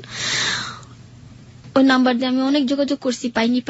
নাম্বারগুলো আপনি মেলায় মেলায় দিতেন? হ্যাঁ মেলায় মেলায় দিতাম, যে ও যে মেলায় থাকুক আমাকে একটু ফোন দিবেন। আপনি তো অপরিচিত মানুষকে দিতেন, ওরা কিভাবে আপনার হাজবেন্ডকে চিনবে? ওরা মেলা করতো যে একসাথে, ছবি দেখাইছি। আপনার হাজবেন্ড কি? ও আচ্ছা, ছবি দেখিয়ে দেখিয়ে ফোন নাম্বারগুলো দিয়ে আসতেন, আপনার নাম্বারটা দিয়ে আসতেন। আর আপনার হাজবেন্ড মেলাতে কি, তো হাজবেন্ড ছিলেন না, মানে এক ধরনের বন্ধু বলা যায়? হ্যাঁ ফ্রেন্ড ছিল। ফ্রেন্ড। ও কি করতো মেলাতে? ও মেলাতে দোকানদারি করতো, ওই যে কানের দুল, কসমেটিক্স গুলো বিক্রি করতো। আচ্ছা। এক পর্যায়ে দেখা গেল যে এক লোক আমাকে ফোন দিল যে মা তুমি কই আসছো? তখন আমি আলমের বাসা কাজ নেই ভাই, আমার কুল নেই, এখন আমি আলমের বাসা যাবত কাজ করতেছি, আমার ওইখানে থেকে আমার মেয়েকে খরচ দিচ্ছি, আমি নিজে চলতেছি। আচ্ছা। আলম তো তখন বেঁচে ছিলেন? না, আলম তখন মেয়েরা ফেলানো হয়েছিল। আলমকে তখন মেরে ফেলানো হয়েছে অলরেডি। ওকে। আলমের বাসায় থাকতাম, তো ওখান থেকে আমাকে একজনের নাম্বার দেবো, মা তুমি যেভাবে পারো নারায়ণগঞ্জে চলে যাও, নারায়ণগঞ্জ চাষারা ও দোকান করতেছে। ভাইয়া বিশ্বাস করবেন, আমার মনে হচ্ছে যে আমার মানে নতুন একটা জন্মগ্রহণ করলাম আমি ওকে পাইছি। তখন আমি জিন্স আর টি শার্ট পরে গেছি আর কেস পরে গেছি।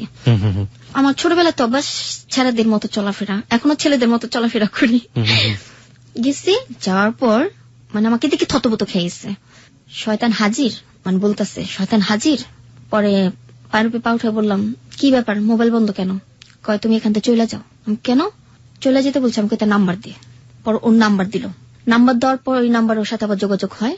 ও আবার ওর সাথে আমি মনে করেন টাকা পয়সা জমায়া ওর নিয়ে আমি হোটেলে যাই, ওর সাথে আবার ফিজিক্যাল করি।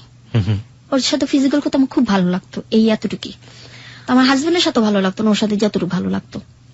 এক কথা দুই কথা পর ওর বউ জানাজানি হয়ে গেল।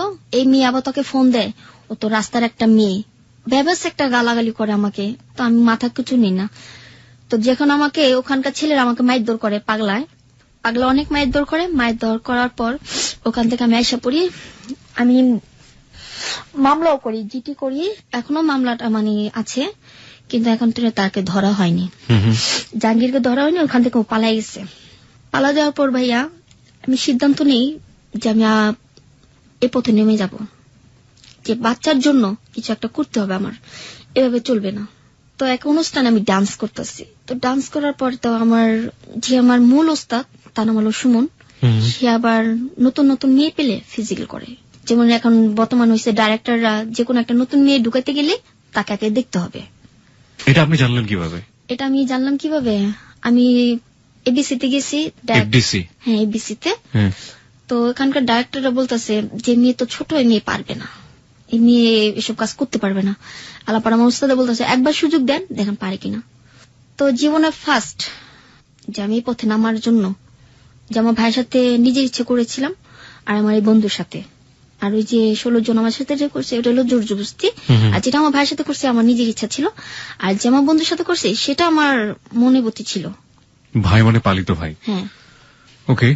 তারপর 2টা ডাইরেক্টর আমার সাথে করার পর 2000 টাকা দেয়, বাংলা ছবির পরিচালক। দেওয়ার পর বলতেছে মেয়ে তো ভালোই, তো ওকে সাইট যে ডান্স করার জন্য। তো ডান্সের ওস্তাদ আমাকে কন্ট্যাক্ট করে 1500 টাকা, কিন্তু আমাকে দেয় 500 টাকা নাচের জন্য। কিন্তু ভাই সেটা আমার হয় না, আমার ঘর ভাড়া 2500 টাকা, আমার মেয়ের খরচ আছে 1000 টাকা, আর আমার সংসার খরচ 500 টাকা, মাসে আমার 5000 টাকা লাগে, কিন্তু সেটা আমার আসে না। এমন করতে করতে অনেক ছেলেদের সাথে আমি ফিজিক্যাল করি, ফিজিক্যাল করতে করতে একদিন অফার আসে আমাকে দুবাই নিয়ে যাবে। মানে হচ্ছে আপনি ফুললি প্রস্টিটিউশনে চলে গেলেন? হ্যাঁ। এবং এটা হচ্ছে এই টাকা দিয়ে আপনার সংসার চলত? আমার মেয়েকে দিয়ে আমি নিজে চলি। এছাড়া আপনার কোনো রাস্তা ছিল না কাজকর্মের? আপনি বাধ্য হয়ে শেষমেশ যৌনকর্মী হিসেবেই নিজেকে নাম লেখালেন? জি, কিন্তু ভাই আমি যে নিজে একটা সিগনেচার করে যে একটা সরকারি চাকরি করব না গার্মেন্টসে ঢুকবো সেটা আমি জানি না। গার্মেন্টসে কে দিবে আমাকে চাকরি? আমি তো নিজের নামটা পর্যন্ত লিখতে পারি না। নিজের ইচ্ছে এই পথে নামা হলো।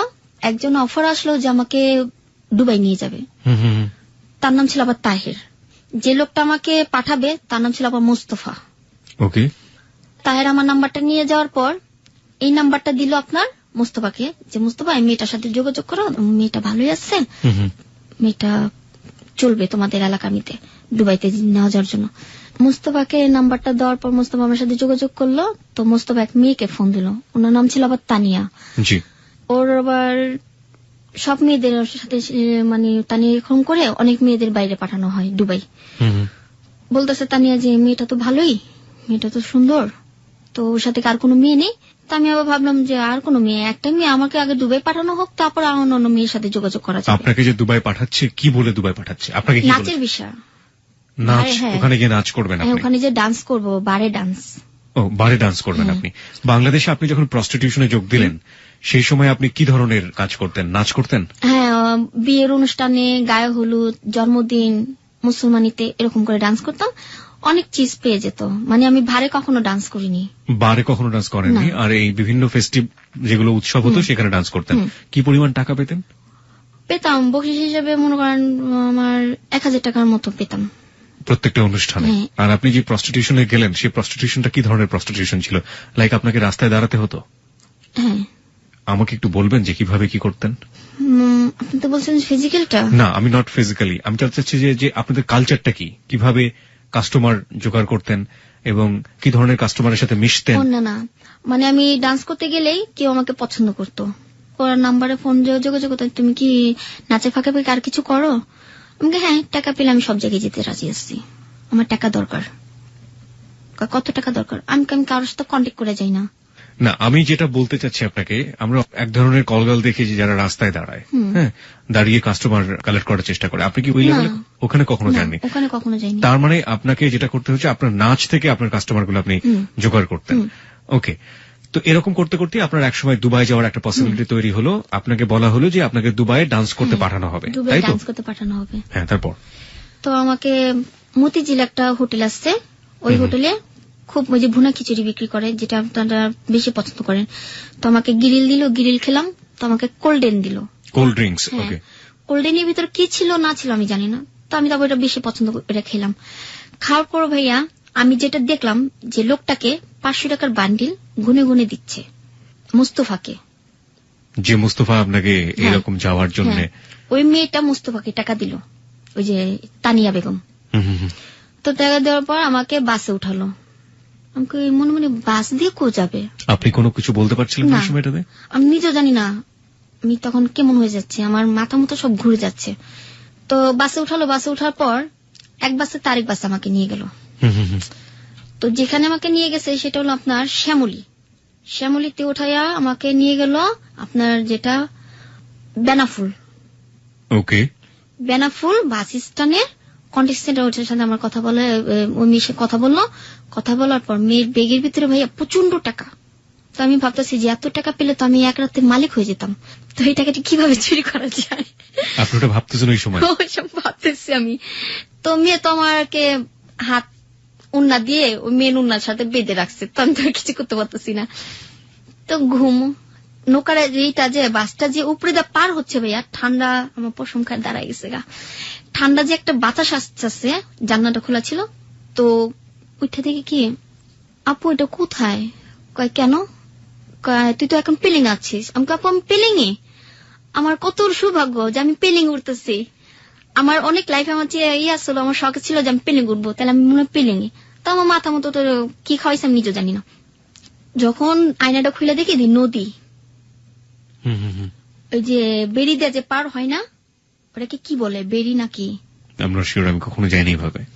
বেরিদা পার হওয়ার পর নিয়ে গেল, নিয়ে যাওয়ার পর দেখি ভাইয়া গাছ আর গাছ। সকালবেলা আমার জ্ঞান ফিরছে, সুস্থ। আপু আমি যাব দুবাইতে, আমাকে কোথায় নিয়ে যাচ্ছ? চুপচাপে বসে থাক। ওই মুহূর্তে শোয়ার পর ভাইয়া কি করলো, আমার চুলগুলি কেটে ফেলে দিল। ওই বাসের মধ্যে? হ্যাঁ, বাসের ভিতর চুলগুলি আমার কেটে ফেলে দিল। চুলগুলি এতটুকু খুলে ফেলাইলো আমার। খারাপ পর বাসের ভিতর আমার কাপড় চেঞ্জ। বাসের মধ্যে কাপড় চেঞ্জ করে? আমার তো হুঁশ নেই। তো বেনাফুল চিলিতেছে। বাস যখন থামছে তখন বেনাফুল। পরে মনে মনে কই কি এইটা কি বেনাফুল? এই যে মানুষ যে পার হয়, এইটা কি সে বেনাফুল? তখন ভাইয়া মনে হচ্ছিল যে আমার লাইফে মনে আর কখন আমি বাংলাদেশ দেখতে পারবো না, আমি আর ঢাকায় ফিরতে পারবো না, এইটি মনে আমার জীবন আমার শেষ। তো মেয়েটা যখন ভিতরে ঢুকে, এক সিএনজি থেকে আরেক সিএনজি, আরেক সিএনজি থেকে আরেক সিএনজি, ওখানে এটাই নিয়ম।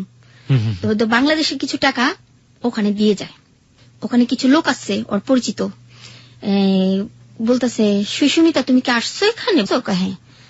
ভালো তো, এটা মনে নয়া জিনিস নিয়ে এসছো, ভালো ইচ্ছে, ছোট আছে চলবো, মানে আমার কথা বলতেছে। কোন ভাই আমার দুইটা চোখ দিয়ে যে আমি ভাবছিলাম যে আমার মেয়ের মনে আমি আর দেখতে পারবো না, আমার জীবনে মনে আমার মেয়ের সাথে আর দেখা হবে না। তো যখন ওনারা আমাকে বর্ডার ক্রস করে, তখন বর্ডারের সামনে দুটা ছিল এই যে বিএসএফ, আর্মিদের পোশাক পরানো। বিএসএফ? হ্যাঁ। বলতেছে क्या सुमिता नया माल है, लड़की तो बहुत छोटा है, पैसा मिलेगा, ले जाओ। যখন ভাই আমি বর্ডার ক্রস করছি, যখন ঢুকছি, তখন বলতেছে এইটা ইন্ডিয়া, তোর লাইফ শেষ। আমি মনে হয় যে আমার লাইফে আমি কখনো আমার বাংলাদেশ আমি দেখতে পারবো না, আমার মাকে দেখতে পারবো না, আমার দুইটা মেয়েকেও দেখতে পারবো না। তো মেয়ে আমাকে একটা গাড়িতে উঠায়, হলুদ একটা গাড়ি, কলকাতার। আমি এখানে একটু থামাই আপনাকে। আপনি বললেন দুটো মেয়ে, আরেকটা মেয়ে কোনটা?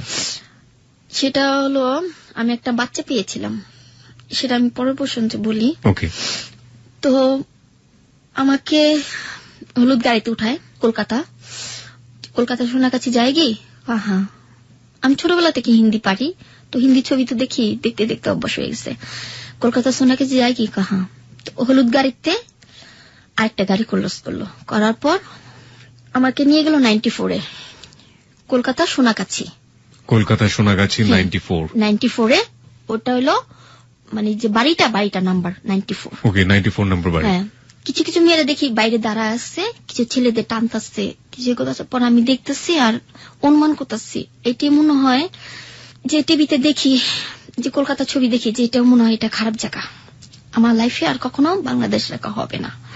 তো এক পর্যায়ে আমাকে বাড়ির ভিতরে ঢুকার পর আমাকে গোসল করালো, শাড়ি পরাইলো, শাড়ি পরার পর যে বড় সর্দার নেই তার সামনে আমার নিয়ে গেল, যে আমাকে থাপ্পড় মেরে বলে নমস্তে কর।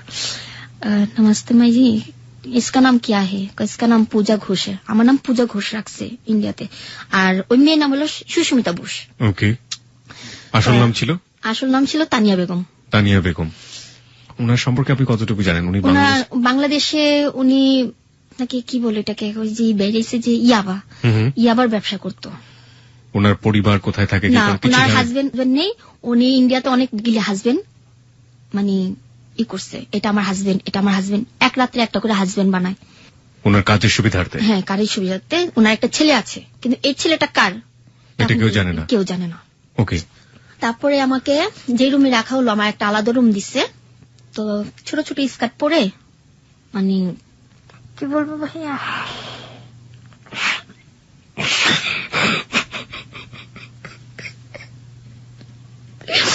আমার লাইফে আমি এরকম কাপড় কখনো পরিনি। যেখানে আমি ডান্স করতাম চিন্তা করতাম যে আমি তো কখনো এরকম খোলামেলা ডান্স করিনি, আর কেউ আমার গায়ে হাতও দেয়নি। তো এইসব কাপড় পরে আমি কিভাবে রাস্তা দাঁড়াবো? তো রাস্তাও না, বাড়ির ভিতরে প্রথম যে কাস্টমারটা আসলো, মেয়েদের দালাল, হ্যান্ডব্যাগ পরে, এই যে বাইক চালায় না, হ্যান্ডব্যাগ পরে আসলো। তো বলতেছে সুস্মিতা যে দেখো বাবू, ये नया माल है, इसको अभी तक कोई हाथ नहीं लगाया, तो तुम सेट कर दो। कहा ठीक है, कितने रुपया? 550 में। 550 रुपया है, दे दो। তো 550 টাকা দিল। দেওয়ার পর ওই লোকটা আমার সাথে এই করলো, বাধ্যমূলক আমাকে করতে হচ্ছে ভাইয়া, কারণ এখন আমার যান বাঁচাতে হবে। তো রাত্রে একটা কাস্টমার আসলো আর বললো কি, नया माल कौन है? कहा ये है, इसका नाम क्या है? पूजा है, कहा इसको भेज दो। রুমে গেলাম, যাওয়ার পর ওনার পাও ধরে বললাম যে ভাইয়া আমি ম্যারিড, আমার একটা বেবি আছে, আমার इस दिन আমি कोई नहीं है ওই বেটি কি ছাড়া, তো যেমনি হোক আমাকে বাংলাদেশে পৌঁছে দেন। তো আবার ওটা কিছু কিছু বাংলা বলে যে তুমি কোনো চিন্তা করো না, আমি তোমাকে বাংলাদেশ পৌঁছে দিব। ও আবার এইভাবে কথা, মানে হিন্দি তো বলতে পারে না, কলকাতার ভাষায়। তুমি কেন চিন্তা করো না, আমি তোমাকে বাংলাদেশ পৌঁছে দিব। তো এক পর্যায়ে গেল কি, মানে এক এক দিনে আমি এক এক জন্মদিন পালন করি। মানে আমার তো জন্ম পরিচয় নিজেও জানি না। কাউকে বলে 1 বৈশাখ আমার জন্মদিন, কাউকে বলে জানুয়ারি মাসে আমার জন্মদিন, কাউকে বলে আমার 30 তারিখে জন্মদিন। তো ওখানে আমার 30 তারিখে, যেমন 2011তে আমাকে ওখানে নিয়ে যাওয়া হয়েছে, তখন ছিল কালী পূজা। তো ওখানে বললাম যে আমার 30 তারিখে বার্থডে হ্যাঁ, তুমি কি आओगी? তো ছেলের নাম ছিল আবার পাবন। কাহা आओगी না, तुमको शादी करूंगी। মনে মনে কই কি কেউ কি আর বিয়ে করবো খারাপ মেয়েদের? এরা মনে আমার লাইফটা তাহলে সুন্দর হয়ে যেত যে খারাপ মেয়েদের যারা বিয়ে করে। তো আসছে, আসার পর সিঁদুর নিয়ে আসছে, মঙ্গলসূত্র নিয়ে আসছে, শাড়ি নিয়ে আসছে আমার জন্য। কোন ছেলে? যে ছেলেটার আপনি পা ধরে কান্নাকাটি করলেন? হ্যাঁ, ও আমাকে বিয়ে করার জন্য। বিয়ে করতে চাই আপনাকে? হ্যাঁ, বিয়ে করতে চায়। বিয়ে করে মানে এইসব ব্যবসাতে নামানোর জন্য, ওদের এটা ব্যবসা। বিয়ে করে ব্যবসাতে নামাবে ঠিক বুঝলাম না। মানে ওখানে একটা নিয়ম হলো ইন্ডিয়াতে, আপনার কলকাতাতে ভাইয়া আপনাকে বলি যে ছোট ছোট মেয়েদের এইসব পথে নামা দেয়, যদি কাজ না করে তাহলে মারধর করে। আমি যেটি দেখে আসছি সেটা, যদি আমি আমার হাতে মোবাইল ছিল না, ভিডিও করে আপনাকে দেখাইতাম, ছোট ছোট পিচি পিচি মেয়েদের এইসব কাজ করানো হয়, এই প্রস্টিটিউশন। হ্যাঁ। তো বিয়ের সাথে এটা সম্পর্ক কি? মানে বিয়ে করে ওদের লাইফে নিয়ে যাবে, ওরা আবার এই ব্যবসা নামাই দিবে। মানে বৈধ একেবারে বউ হিসেবে? বউ হিসেবে, বউ কাজ করবে, স্বামীরা বসা খাবে। ওকে। যেমন তানিয়া বসা বসা কাজ করে, স্বামী খায়। তানিয়ার অনেকগুলি হাজবেন্ড, হিসাব নেই। এরকম প্রতি রাতে এরকম করে একটা করে কাস্টমার আসে, আমাকে পছন্দ করে, কেউ বিয়ে করতে চায়, কেউ আমাকে নিয়ে যাবে, কেউ আমাকে এখান থেকে মুক্তি করবে, কিন্তু কেউ পারে না। ওই তানিয়া বলতেছে প্যার করতি হো, রন্ডি গো কই প্যার করতি হ্যাঁ, ऐसे বলতি। তো যখন বললো যে ভাইয়া রন্ডি, তো আমি আবার সে বকা বুঝি না। তো ওই যে ঢাকার ভিতরে বকাবকি করতো মেয়েরা। তো এক পর্যায়ে দেখা গেল ওই ছেলেটা আসছে, আসার পর আমাকে টয়লেটে রেখে দিচ্ছে। তো দেখে রাখার পর আমাকে উলঙ্গ করে, শরীরে কাপড় নেই, টয়লেটের ভিতরে ঢেকে রেখেছে কে? তানিয়া। তানিয়া আমাকে ভিতরে আটকে রাখছে, কাউকে দেখতে দেবে না আমাকে। আটকে রাখছে, আটকা রাখার পর তো ওই ছেলে জিজ্ঞেস করতেছে পূজা কাহা হ্যাঁ? এক লড়কা কে সাথ ও ভাগ গিয়া, আবি নেই আয়েগি, ও ভাগ গিয়া বাংলাদেশ চলে গিয়া। আমি কিন্তু সব শুনতেছি বাথরুমে বসে বসে। তো আমি চিল্লাইতেছি কি আমার চিল্লান শুনে না। তারপর যে দেখা গেল কি বাইরে পুলিশ হাঁটতেছে। পুলিশ হাঁটার পর ভাইয়া আমি আবার কি করছি, হাতে মিদে উন্না পেঁচে, আমি খুব মানে আমার জিদ প্রচন্ড রাগ, এত জিদ উঠলে মানে শরীর ঠান্ডা হয় না, এত রাগ। তো হাতে মধ্যে উন্না পেঁচে আয়না মধ্যে ঘুষা মারছি। ঘুষা মারার পর আয়না বাইরে দিয়ে ছিটা পুলিশের মাথায় পড়ছে। আমি বলছি যে বাঁচাও বাঁচাও বাঁচাও, আমাকে এখানে যেভাবে হোক আমাকে বাঁচাও।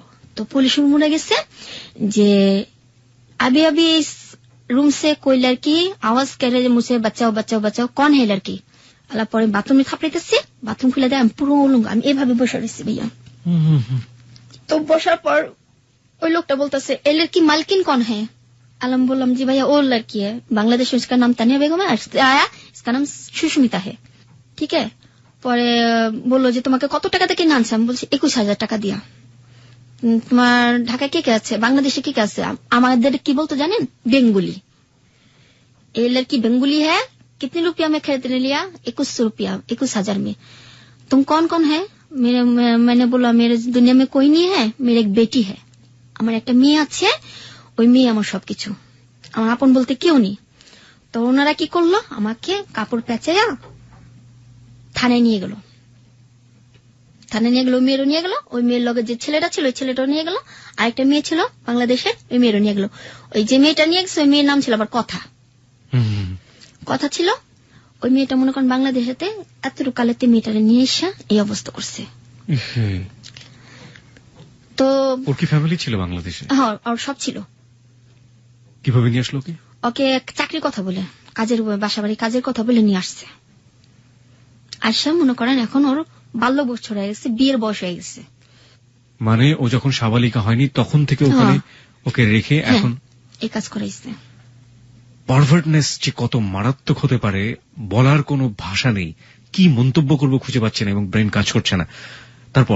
তারপরে আপনার থানায় নিয়ে গেল। থানায় নিয়ে যাওয়ার পর আমাকে থানা ভিতরে টর্চার করতেছে মহিলাটা, যে রানবি তোর লিগা আজকে আমার সপ্তাহের লাইফটা নষ্ট হইব। হ্যাঁ, তানিয়া আমাকে মারতেছে, আর ওই লোকটা আমার মারতেছে। ওই লোকটার নাম ছিল বাবু। কোন লোকটা এটা? ওই যে তানিয়ার হাজবেন্ড। ওটা কিন্তু ওর আসল হাজবেন্ড না, নকল। মানে টাকার জন্য ওকে রাখছে।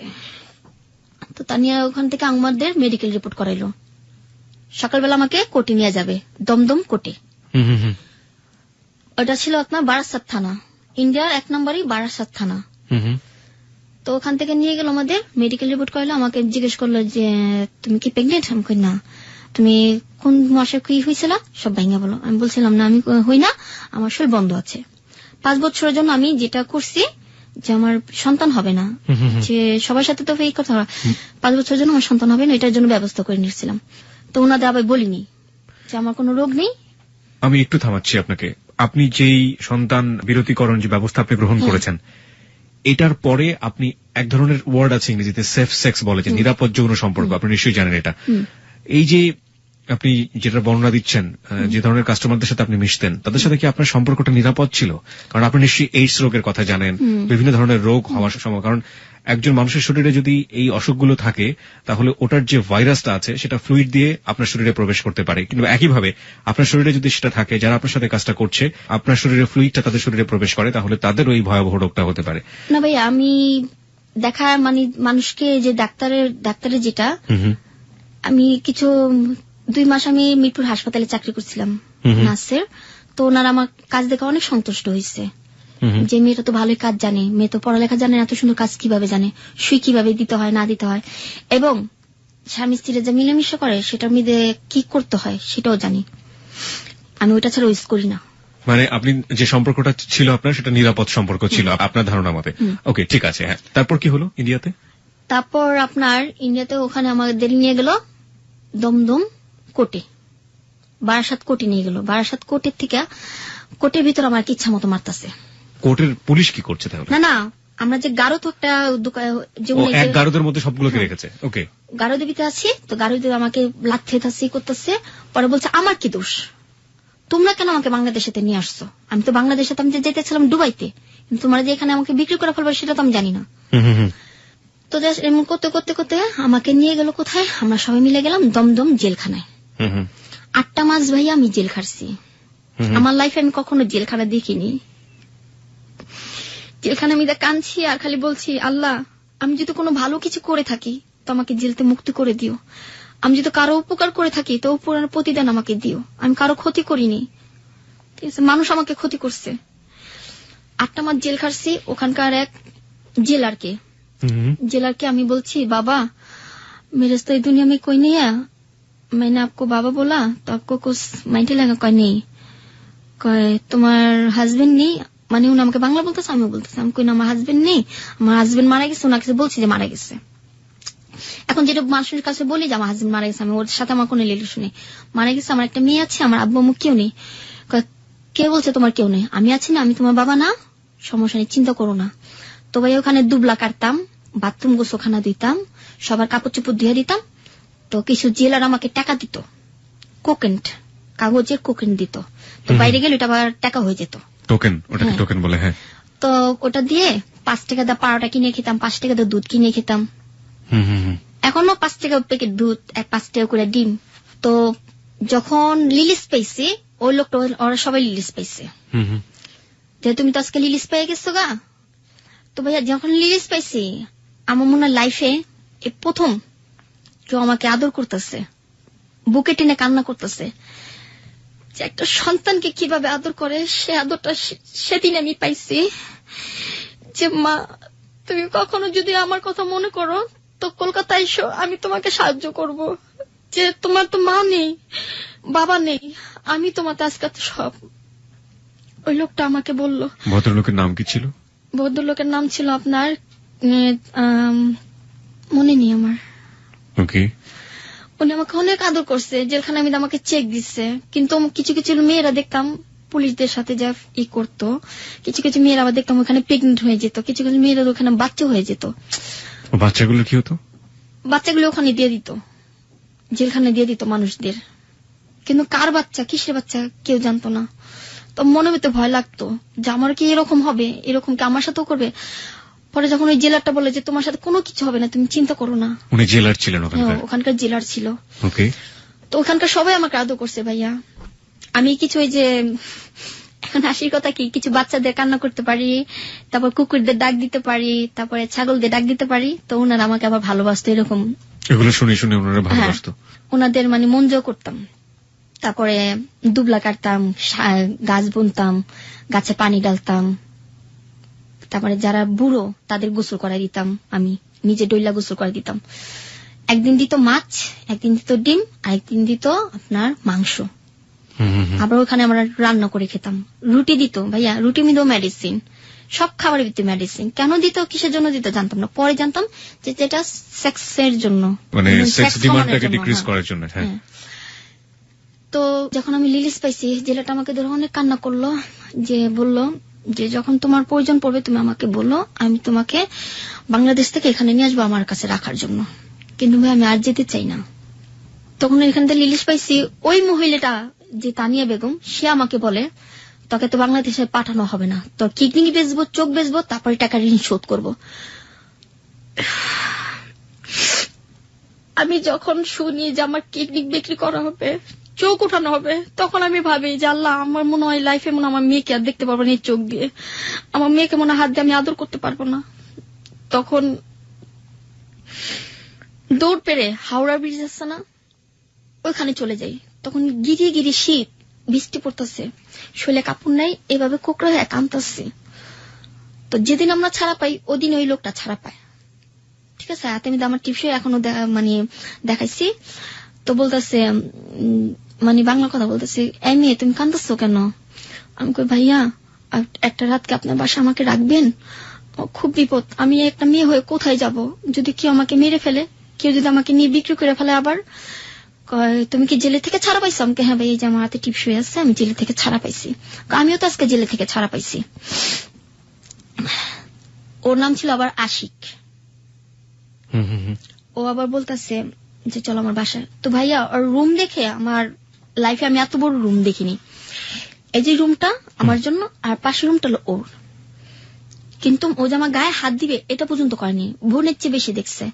বাংলাদেশের রান্না করে যে খাওয়াইছি ভাইয়া, ওর লাভার সাথে আমাকে কথা বলাইছে। ওর লাভার বলতেছে যে বোন তুমি চিন্তা করো না, ও তোমাকে যেভাবে হোক পৌঁছায় দিবে বাংলাদেশ, তুমি বাংলাদেশ চলে যেও, এখানে থাকলে কোন একটা বদ্ধ মেয়ে এখানে থাকলে খারাপ হয়ে যাবে।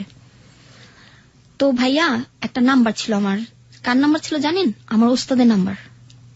কোন ওস্তাদ? নাচের ওস্তাদ? হ্যাঁ, নাম হলো সুমন। হ্যাঁ। ওনার নাম্বারটা মনে ছিল, আমার কারো নাম্বার মনে ছিল না।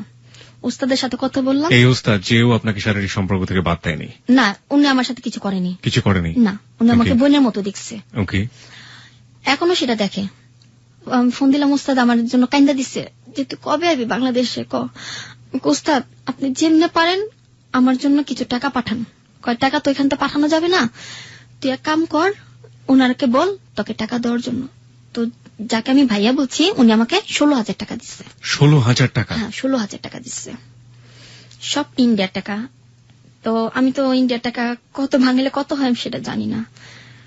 দেওয়ার পর বলতেছে এক মহিলার সাথে যাবা, উনি তোমাকে ওনার বাসায় সন্ধ্যার দিকে তোমাকে ওখানে পৌঁছে দিবে।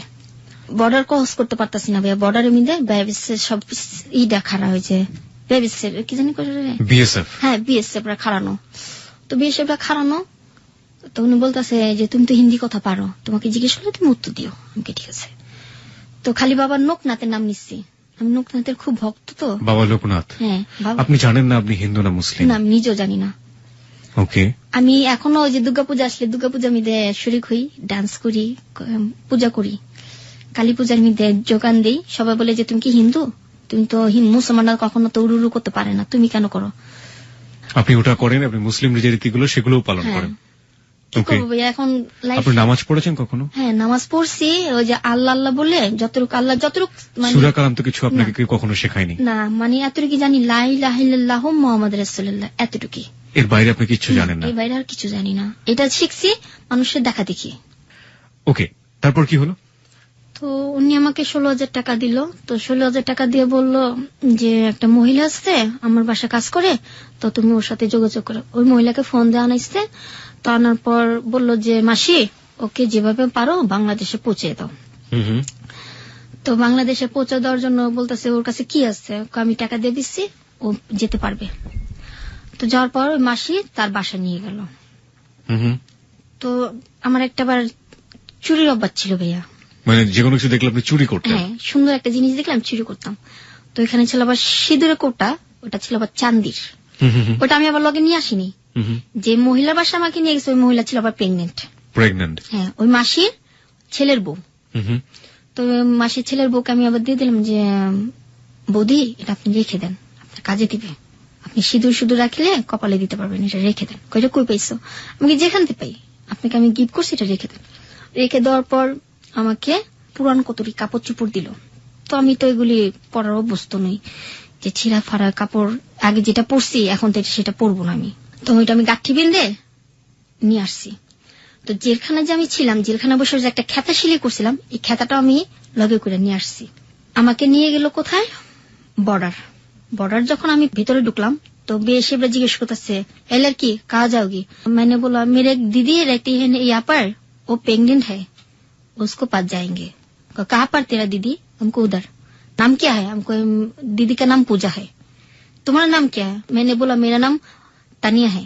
মানে ওই নামটা প্রকাশ করলাম। ওকে। তো প্রকাশ করার পর ঠিক আছে যাও। তো গেলাম, যাওয়ার পর ওখানে এক রাত ছিলাম। যে বাসা আমাকে মানে পার করবে, উনি আবার বাংলাদেশের মেয়েদের পার করে, মহিলাটা ওনার বাসা ছিলাম। উনি আমাকে গাছে থেকে কিছু সবেদা পেরে দিল। সফেদা? ওকে।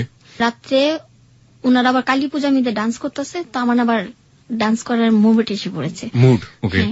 তো ওখানে বসে আমি আবার ডান্স করতেছি। তো বলতেছে তুমি কি ডান্স করতে পারো? আমি কি না না আমি ডান্স করবো না। একটু করো। তো একটুখানি ডান্স করার পর দেখি দুনিয়ার টাকা পড়তেছে, ওখান থেকে টাকা পড়ছে, ওইখান থেকে টাকা পড়তেছে। তো সবটি টাকা ও মহিলাকে নিয়ে নিল। নেওয়ার পর আমার কাছে যে আবার বাংতি কিছু টাকা ছিল, সেটা ছিল আপনার 510 টাকা। এই টাকা এখন আমার বাসায় আছে, ইন্ডিয়ার টাকা, আমি স্মৃতি হিসেবে রেখে দিচ্ছি। এটা আনারতে আমার মনে ছিল না যে আমি নিয়ে আসবো। তো জিজ্ঞেস করলো যে তুমি বাংলাদেশে যে আমাকে ভুলে যাবা? কই না। কই ঠিক আছে আমাকে ফোন দিও। নৌকা আসলো ভাইয়া, একটা বাংলাদেশে পতাকা লাগানো নৌকা আসলো। তো ভাই আমি ভাবছিলাম যে মাটি, চোরাবালুর ভিতরে যে গাড়িটা যাবো সেটা আমি জানি না, মাটি। ওই যে সাতক্ষীরা জেলা আর এই যে বর্ডার, এই যে ইন্ডিয়াটা, আর মাঝখানে চোরাবালি নদী। ওকে। আমি একটা করে পাড়া দিবি গাইরা যাই, একটা করে পাড়া দিয়ে আর গাইরা যাই। আমি ভাবছিলাম যে এটাই মনে আমার লাস্ট চান্স, যদি বাঁচলে তো বাঁচবো, নাহলে মরলে তো মরবো। তো বলতেছে তাড়াতাড়ি আসো, এখানে বিয়ে শেপরা দেখলে গুলি করে মানুষ মেয়েরা ফেলায়, আর সুন্দর সুন্দর মেয়েগুলো দেখলে উঠায় নিয়ে যায় বিয়ে শেপরা। একটা কথা কি ভাইয়া, যেটা বলা হয়নি সেটা স্টেজে বলাটা দরকার। ওখানে যদি কোনো সুন্দর মেয়ে দেখে তারা ধরে ধরে নিয়ে মানে কি করতে পারে সেটা তো বুঝতে পারছেনি, করার পর মেয়েরা ফেলায়। বিএসএফ? হ্যাঁ, বিএসএফ রা মেয়েরা ফেলায়। তো জঙ্গল আর জঙ্গল, তো ওনারা আমাকে একটা বাস দিল। বাস দেওয়ার পর আমি বাস ধরে বাসটা ধরে ধরে নৌকাতে আসো। তো নৌকাতে উঠলাম, তো সম্পূর্ণ পোশাকের মধ্যে এতটুকু গাইড়ে গেছিলাম, গলা পর্যন্ত গাইড়ে গেছিলাম। আমি ভাবছিলাম যে আমি মনে মাটিতে মরে যাব, মাটিতে আমার মনে চাপা। তো যাই হোক আল্লাহর কাছে দোয়া করতেছি। তো আমি গেলাম, তো আমাকে নৌকা উঠানোর পর হাত পা ধুইছি। তারপর তোমার কাছে টাকা আছে? আমাকে হ্যাঁ আছে। পরে সবটি টাকা নিয়ে নিল দালালে, ওই বাংলাদেশের দালালে। আমি কি বাংলাদেশ আসবো না? এটাই তো বাংলাদেশ, তুমি এখন সাতক্ষীরা জেলা আসছো, চিন্তা করো কেন, তোমাকে রাত্রে মেয়ে দিয়ে পৌঁছে দিব। তো ওই মহিলার ঘরে গেলাম, যাওয়ার পর কাপড় চেঞ্জ করলাম। চেঞ্জ করার পর আমাকে বলে তুমি রান্না বান্না করতে জানো? আমাকে হ্যাঁ।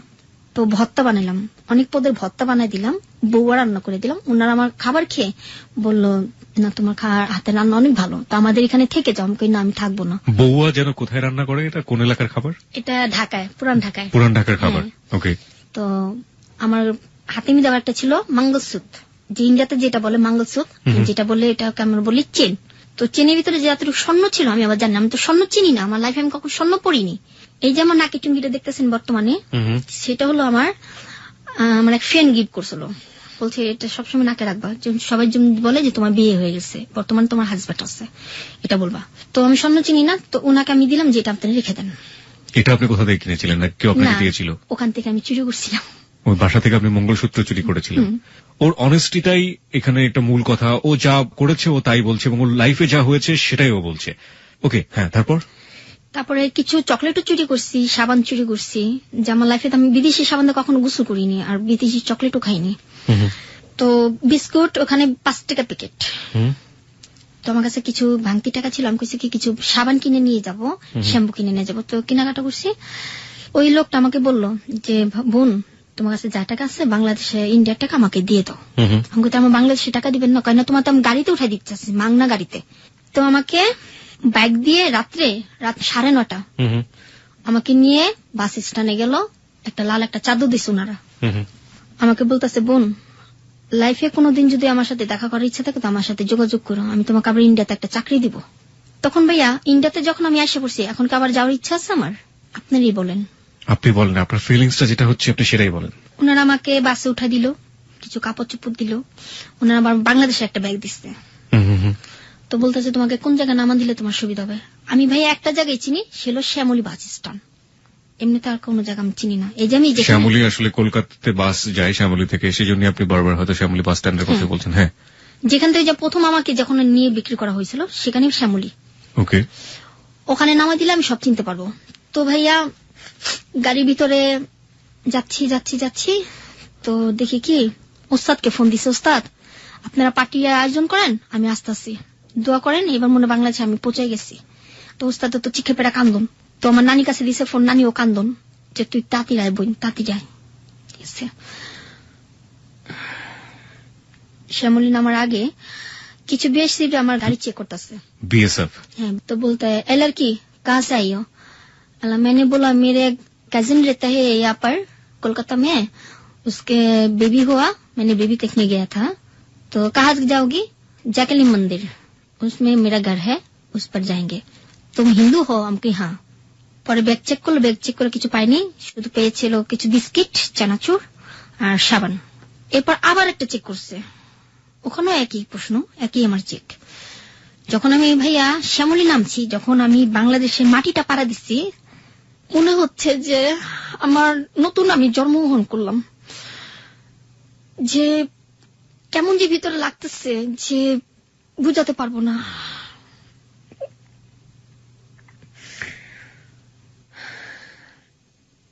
आठ মাস পর এবং আপনার ভিতরে আমি কখনো ভাবতে পারিনি যে বাংলাদেশ আমি আবার দেখতে পারবো, যে সবাইকে দেখতে পারবো। তো আমার ওস্তাদকে ধরে আমি কান্না করছি যে ভাই আমি আইসা পড়ছি, ভাই আমি আর যাবো না। আমার ভাই আমাকে বললো যে কে লেগে গেছো, তুই কে লেগে? আমার ওস্তাদ আমার ধরে কান্দা দিচ্ছে। তো ওস্তাদকে বললাম ওস্তাদ 150 টাকা গাড়ি ভাড়া শ্যামলী থেকে আসছে, আপনি দেন।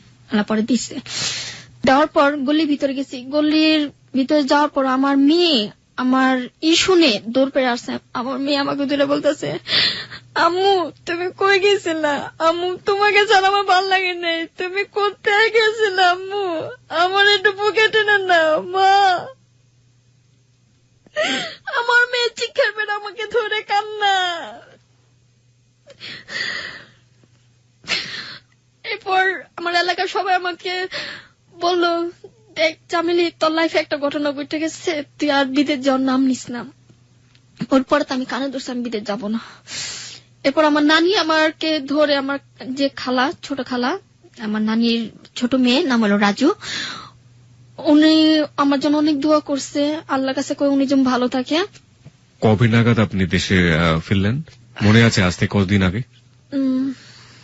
আমার খেয়াল নেই। প্রিয় শ্রোতা, পুরো গল্প জুড়ে কিন্তু আমরা একটা জিনিস পাচ্ছি, সেটা হচ্ছে দিন, মাস, ক্ষণ, কাল এসবের হিসেবও জানে না। ও শুধু একটা বিষয় জানে, ওর মেয়ের বয়স এখন 11 বছর।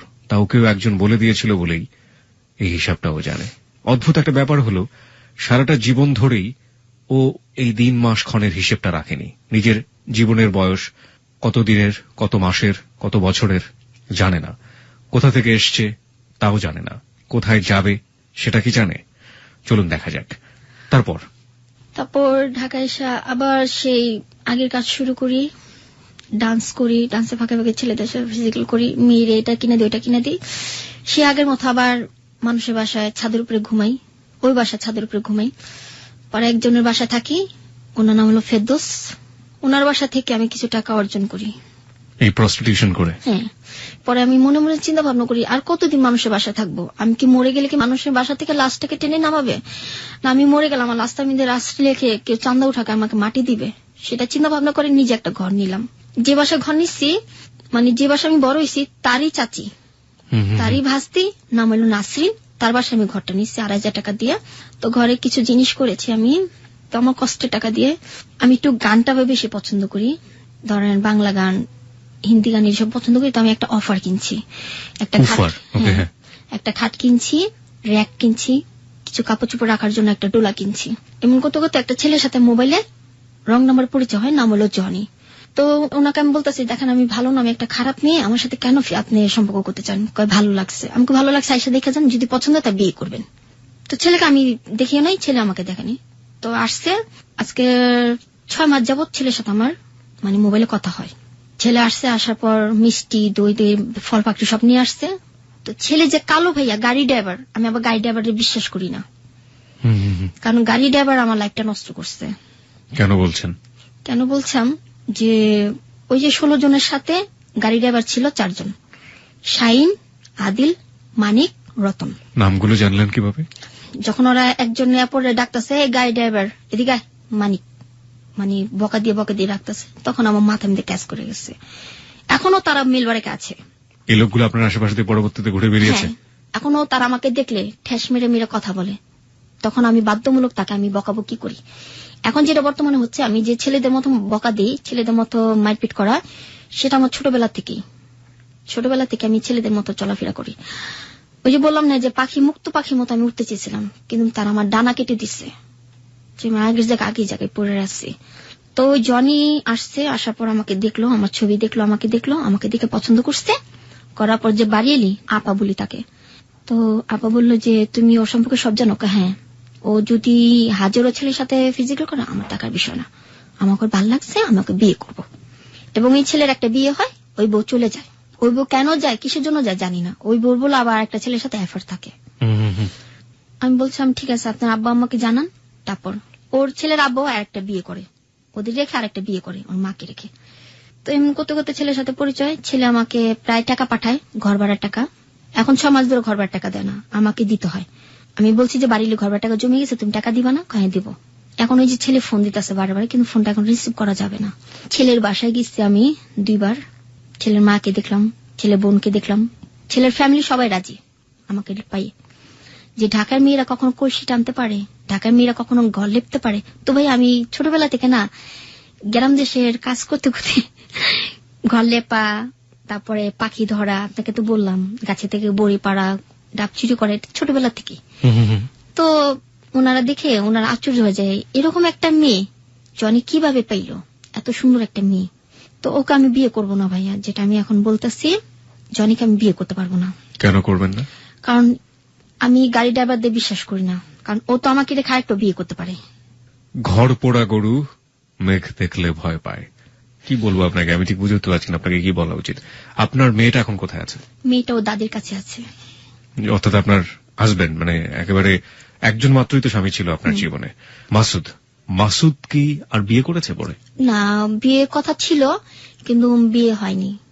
কারণ ভাইয়া আমার লাইফে ও একজন স্বামী, আর স্বামী হিসাবে কাউকে আমি গ্রহণ করে নিতে পারবো না। আপনার জীবনের বেস্ট ছেলেটা ছিল জাহাঙ্গীর, আপনার জীবনের স্বামী ছিল মাসুদ, আর এই মুহূর্তে যে ছেলেটা আপনাকে লাভ করে তাকে আপনি বিলিভ করতে পারেন না, ইন দ্য সেন্স যে সে একজন এই ড্রাইভার। ছেলেটা আমার জন্য বিষও খাইছে, দুবার বিষ খাইছে আপনাকে পাওয়ার জন্য, কিন্তু আপনি তাকে কোনোভাবেই মন থেকে নিতে পারছেন না। মন থেকে মেনে নিতে পারতেছি না ভাইয়া। এখন আপনার সংসার কাটে কিভাবে, আপনার দিন যায় কিভাবে? আমার দিন যাচ্ছে, এখন পর্যন্ত বাড়ির ঘর ভাড়া টাকা দেওয়া হয়নি, তাই আমি বলছি যেভাবে হোক। বাড়িলিটা একটু ভালো আছে কি, ভেঙে ভেঙে টাকা নেয়, 500 টাকা 500 টাকা করে ভেঙে ভেঙে টাকা নেয়। আবার টাকা পড়লে যখন আমার ঘরে চাল থাকে না, তো বাড়ির ঘরতে ভাত চেয়ে খেতে হয়। আবার কোনোদিনও দিন গেছে যে মানুষের বাসাতে ফ্যান এনে খেয়ে আমি। মানুষের বাসা থেকে আপনি ফ্যান চেয়ে নিয়ে শেখান? হ্যাঁ, ফ্যান চেয়ে বলে যে কি করবি, আমি কাপড়ে মার দিব, কিন্তু ঘরে এসে চুপ করে ফ্যান খাই, কেউ জানে না। আপনার মেয়েটা ভালো আছে? হ্যাঁ, মেয়ে ভালো আছে। মেয়ে এবার 6 উঠবে, পরীক্ষা দিচ্ছে, কিন্তু ওর মাথা মধ্যে পড়াশোনা ঢুকছে না, কারণ ওর দাদি ওর অত্যাচার করতেছে, মাইর দূর করে। আপনার আরেকটা মেয়ের কথা আপনি বলছিলেন যে? হ্যাঁ, ওইটা হলো জনির সাথে যখন সম্পর্ক হয় তখন আমি নদীর পার যাই। মেয়েটার আজকে 7 মাস চলতেছে। তো নদী পার গিরি গিরি বৃষ্টি পড়ে, তো দেখি কি কাপড়ের পেছনে একটা মেয়ে ওয়া ওয়া করে চিল্লাতেছে। আমি অবাক হয়ে যাই।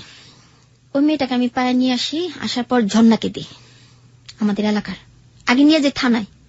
তো ভাইয়া একটা জিনিস লক্ষ্য করবেন যে কেউ যদি বাচ্চা পায় তাকে কিন্তু সহজে দেয় না, এই বাচ্চা দিয়ে অনেক ব্যবসা করে, বাচ্চাকে বিক্রি করে টাকাও পাওয়া যায়। টাকাও পাওয়া যায়, কেটে দিলে 10,000 20,000 টাকা দেয়। আমি চিন্তা ভাবনা করছিলাম কেউ যদি দেয় তাহলে আমাকে 20,000 10,000 টাকা দিবে, ওই চিন্তা ভাবনা করছিলাম। পরে মনের ভিতরে একটা আবেগ জেগে গেল যে আমারও তো একটা পেটে সন্তান আছে। তো বাচ্চাটাকে নিয়ে থানায় গেলাম, থানায় সারা রাত রাখলাম বাচ্চাটা আমার কোলে। তো একজনের বাসায় গেলাম, এই বাইরা বাইরা জনজাত নিয়ে বাইরা, কোথা থেকে রাস্তাঘাটে মেয়ে নিয়ে আসো, একটুখানি বাচ্চারে চিনি পানি খাওয়ানোর জন্য। সে খাওয়াইতে দেয়নি, কিন্তু তার চোখের সামনে বাচ্চারা আজকে বড় হচ্ছে, তার বাড়ির সাথে বাড়ি। থানায় যাওয়ার পরে কি করলো? জন্নাপাকে ফোন দিলাম, জন্নাপা আপনি কি বাচ্চাটা রাখবেন? কয় রাখবো। জন্নাপাটাকে? জন্নাপা ওই এলাকার। ওকে। বাচ্চার নাম রাখছে আলিশা। না, থানা কি করলো? থানায় ও জন্নাপাকে ফোন দিল, দেওয়ার পর ওর মধ্যে আরেকটা লোক গেছে বাচ্চাটা নেওয়ার জন্য। পর ওই লোকটাকে বড় যে ওসি, ওনাকে বাচ্চা দিবে না, যে তুমি তো চলতে পারো না, তুমি বাচ্চা নিয়ে কি করবা, বাচ্চা দুধের খরচ, কাপড়ের খরচ, ও ডাক্তারের খরচ কিভাবে তুমি চালাবা। তো জন্নাপাকে বললো যে আপনি কি বাচ্চাটা নিবেন? হ্যাঁ আমি নিব। তো ওখানকার চেয়ারম্যানের সার্টিফিকেট, চেয়ারম্যানের সিগনেচার, ফারুক ভাইয়ের সিগনেচার, তারপর ওইখানকার আরো কিছু মানুষের সিগনেচার নিয়ে তারপর বাচ্চাটা তাকে দিল। দেওয়ার পর বাচ্চাটাকে আমি বাসায় নিয়ে গেলাম, বাসায় নিয়ে ওনার ঘরে গরম পানিতে বাচ্চাকে গোসল করালাম। যে নাবিটার যে কেচি দিয়ে রাখে, নাবিটা এখন তো পড়েনি, কাঁচা নাবিটা। এত ছোট বাচ্চা? এত ছোট বাচ্চা, একদিনকার বাচ্চা ফালাই দিয়ে গেছে নদীর পাড়ে। নদীর পাড়ে। কোন নদীর পাড়ে এটা? যে নদীর পাড়ে আমি গোসল করি, নামটা জানেন? হ্যাঁ, বুড়িগঙ্গা নদী। বুড়িগঙ্গা নদীর পাড়ে গিরি গিরি বৃষ্টি ছিল, একটা কুকুর আমি পালি, কুকুরের নাম হলো আপনার কালী। ওই কুকুরটা আবার ওটা টানতেছে। ওকে। আমি ছোটবেলা থেকে কুকুর ভালোবাসি, তো আমি কি টানতেছে, বাচ্চা মো করে শীতের ভিতরে দেখি, এত সুন্দর একটা বাচ্চা ভাইয়া বলার বাইরে। ছেলে না মেয়ে? মেয়ে। গ্রিক উপাখ্যানে অসাধারণ একটা গল্প আছে ফিনিক্স বার্ড নিয়ে। আপনারা নিশ্চয়ই জানেন, একটা ফিনিক্স বার্ড পৃথিবীতে জন্ম নেয় এবং এই ফিনিক্স বার্ডের কোনো প্রযোজন হয় না। অদ্ভুত একটা বিষয় হলো যে এই ফিনিক্স বার্ডটা যখন মারা যায় বা মারা যাওয়ার বয়স চলে আসে, তখন পৃথিবীর বিভিন্ন জায়গা থেকে সে খড়কুটো সংগ্রহ করে। খড়কুটো সংগ্রহ করার পরে ফিনিক্স বার্ডটা সেই খড়কুটোর মাঝখানে বসে, বসার পরে তারপরে সেই খড়কুটোর মধ্যে সে আগুন ধরিয়ে দেয়, এবং আগুন ধরিয়ে দেবার পর সেই ফিনিক্স বার্ডটা সেই খড়কুটোর মধ্যে ধীরে ধীরে পুড়ে ছাই হয়ে যায়, এবং সেই ছাই থেকে ছোট্ট আরেকটা ফিনিক্স বার্ডের জন্ম হয়। আজকের গল্পটা হচ্ছে সেটা, যে চামেলিকে আমরা পেলাম সেই চামেলির ইতিহাস আমরা জানি না, সেই চামেলি কোথা থেকে এসছে আমরা জানি না, সেই চামেলি এখন কেমন আছে সেটা আপনি জানলেন, সেই চামেলির ভবিষ্যৎকে আমরা জানি না। এরই মাঝে আরো একজন চামেলির দেখা হয়তো আমরা পেয়ে গিয়েছি। সমাজ তাকে চামেলি বানাবে নাকি কি বানাবে সেটাও আমরা জানি না, কিন্তু আরেকটি ফিনিক্স বার্ডে জন্ম হয়ে গেছে এবং সেটাও চামেলির হাতে।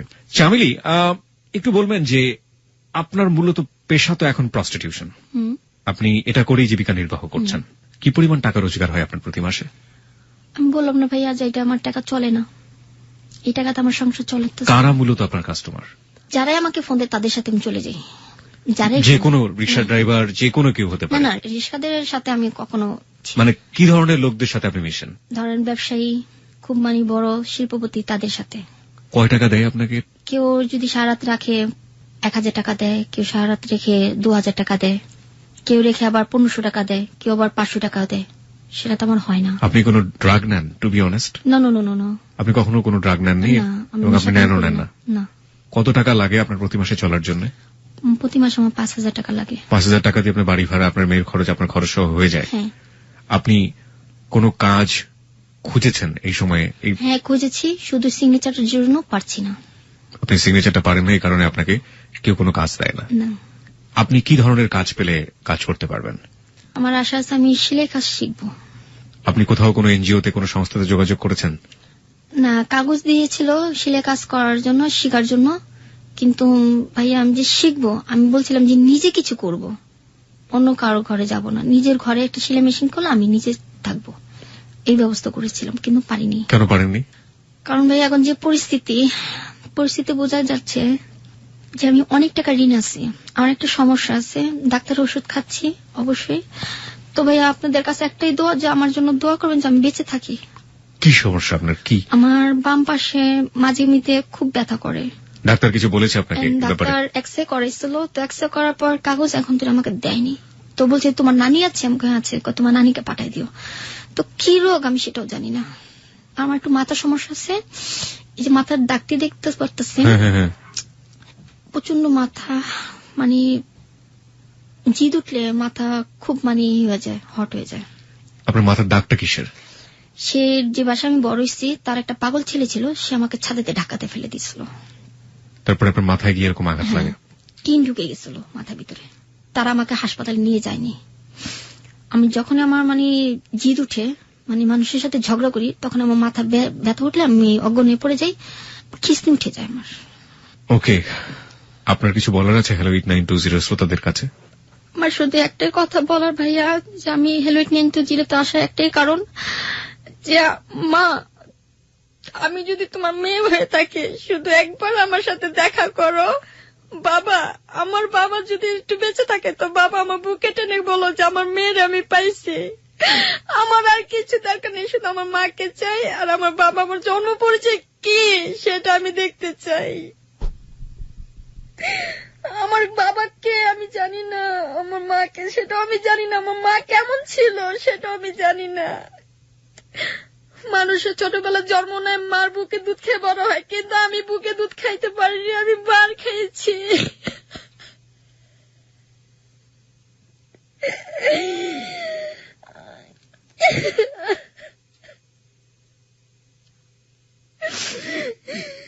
আমার লাইফটা কিভাবে যাবে আমি নিজেও জানি না। শুধু আমার এতটুকু রিকোয়েস্ট, আমি যেন আমার জন্ম পরিচয় পাই, শুধু আমার জন্য এতটুকু দোয়া করবেন।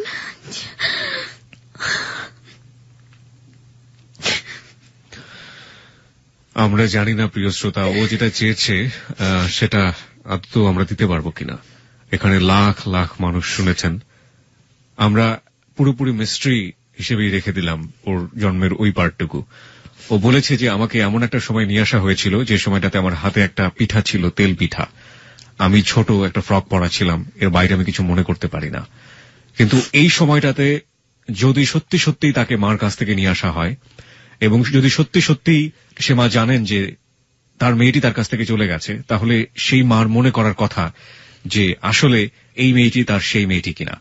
আমরা বিশ্বাস করি যে লাখ লাখ শ্রোতা আমাদের আজকে হ্যালো 8920 শুনলেন, এবং এই এপিসোডটি আমাদের ইন্টারনেট ওয়েবসাইটে ডাউনলোডের জন্য অনাদিকাল ধরে থাকবে। লাখ লাখ মানুষের পেন ড্রাইভে এটা চলে যাবে। আপনারা যদি কেউ কোনো মায়ের সন্ধান পান এরকম, যে মা তার সন্তানকে ছোটবেলাতে ভাবে হারিয়েছে কিংবা কোনো ঘটনার প্রেক্ষাপটে অন্য কারো কাছে দিয়ে দিয়েছে, সেই মাকে খোঁজ করবেন, সেই মাকে খোঁজ করে আমাদের কাছে জানাবেন। সেই বাবাকে খোঁজ করবেন, সেই বাবাকে খোঁজ করে আমাদের কাছে জানাবেন। আমরা ঘটনার পুঙ্খানুপুঙ্খ বিশ্লেষণ করে যদি দেখি যে আজকে যে অতিথি চামেলি, তার সেই চামেলির শৈশবের সাথে সেই মা কিংবা বাবার হারিয়ে যাওয়া সন্তানের মিল রয়েছে, তাহলে চামেলিকে আমরা তার কাছে তুলে দেব। আমরা শুধু এতটুকুই করতে পারি, এর চেয়ে বেশি কিছু করার আপনাদের হাতে ছেড়ে দিলাম। যে চামেলিকে আসলে এই জীবনে থাকবে, হাজারটা চামেলি আমাদের এই সমাজে রয়েছে, আমরা কি একটা চামেলির জন্য কোনো কিছু করতে পারবো না? সমস্ত কিছুই আপনাদের হাতে ছেড়ে দিলাম প্রিয় শ্রোতা। আমরা দেখেছি এখানে বর্ষা ইসলামের গল্প প্রচার হবার পর লাইন দিয়ে লোকজন দাঁড়িয়েছিলেন তাকে বিয়ে করবার জন্য। বিয়ে করা কোনো সমাধান নয়, শুধুমাত্র বিয়ে করেই সমাধান হবে না। এই মেয়েটির পুনর্বাসন খুবই জরুরি। আমরা বিশ্বাস করি না যে একজন চামেলিকে দিয়ে হাজারটা চামেলির অবস্থা পরিবর্তন হয়ে যাবে, তবে আমরা বিশ্বাস করি লাখো শ্রোতা এখানে রয়েছেন, তারা একটু একটু করে চাইলে একজন চামেলিকে সুস্থ এবং সুন্দর একটা জীবন দিতে পারেন। আমরা সেই বিশ্বাসটি নিয়েই আজকে হ্যালো 8920 তে চামেলির এই পর্বটি এখানে শেষ করতে চাই।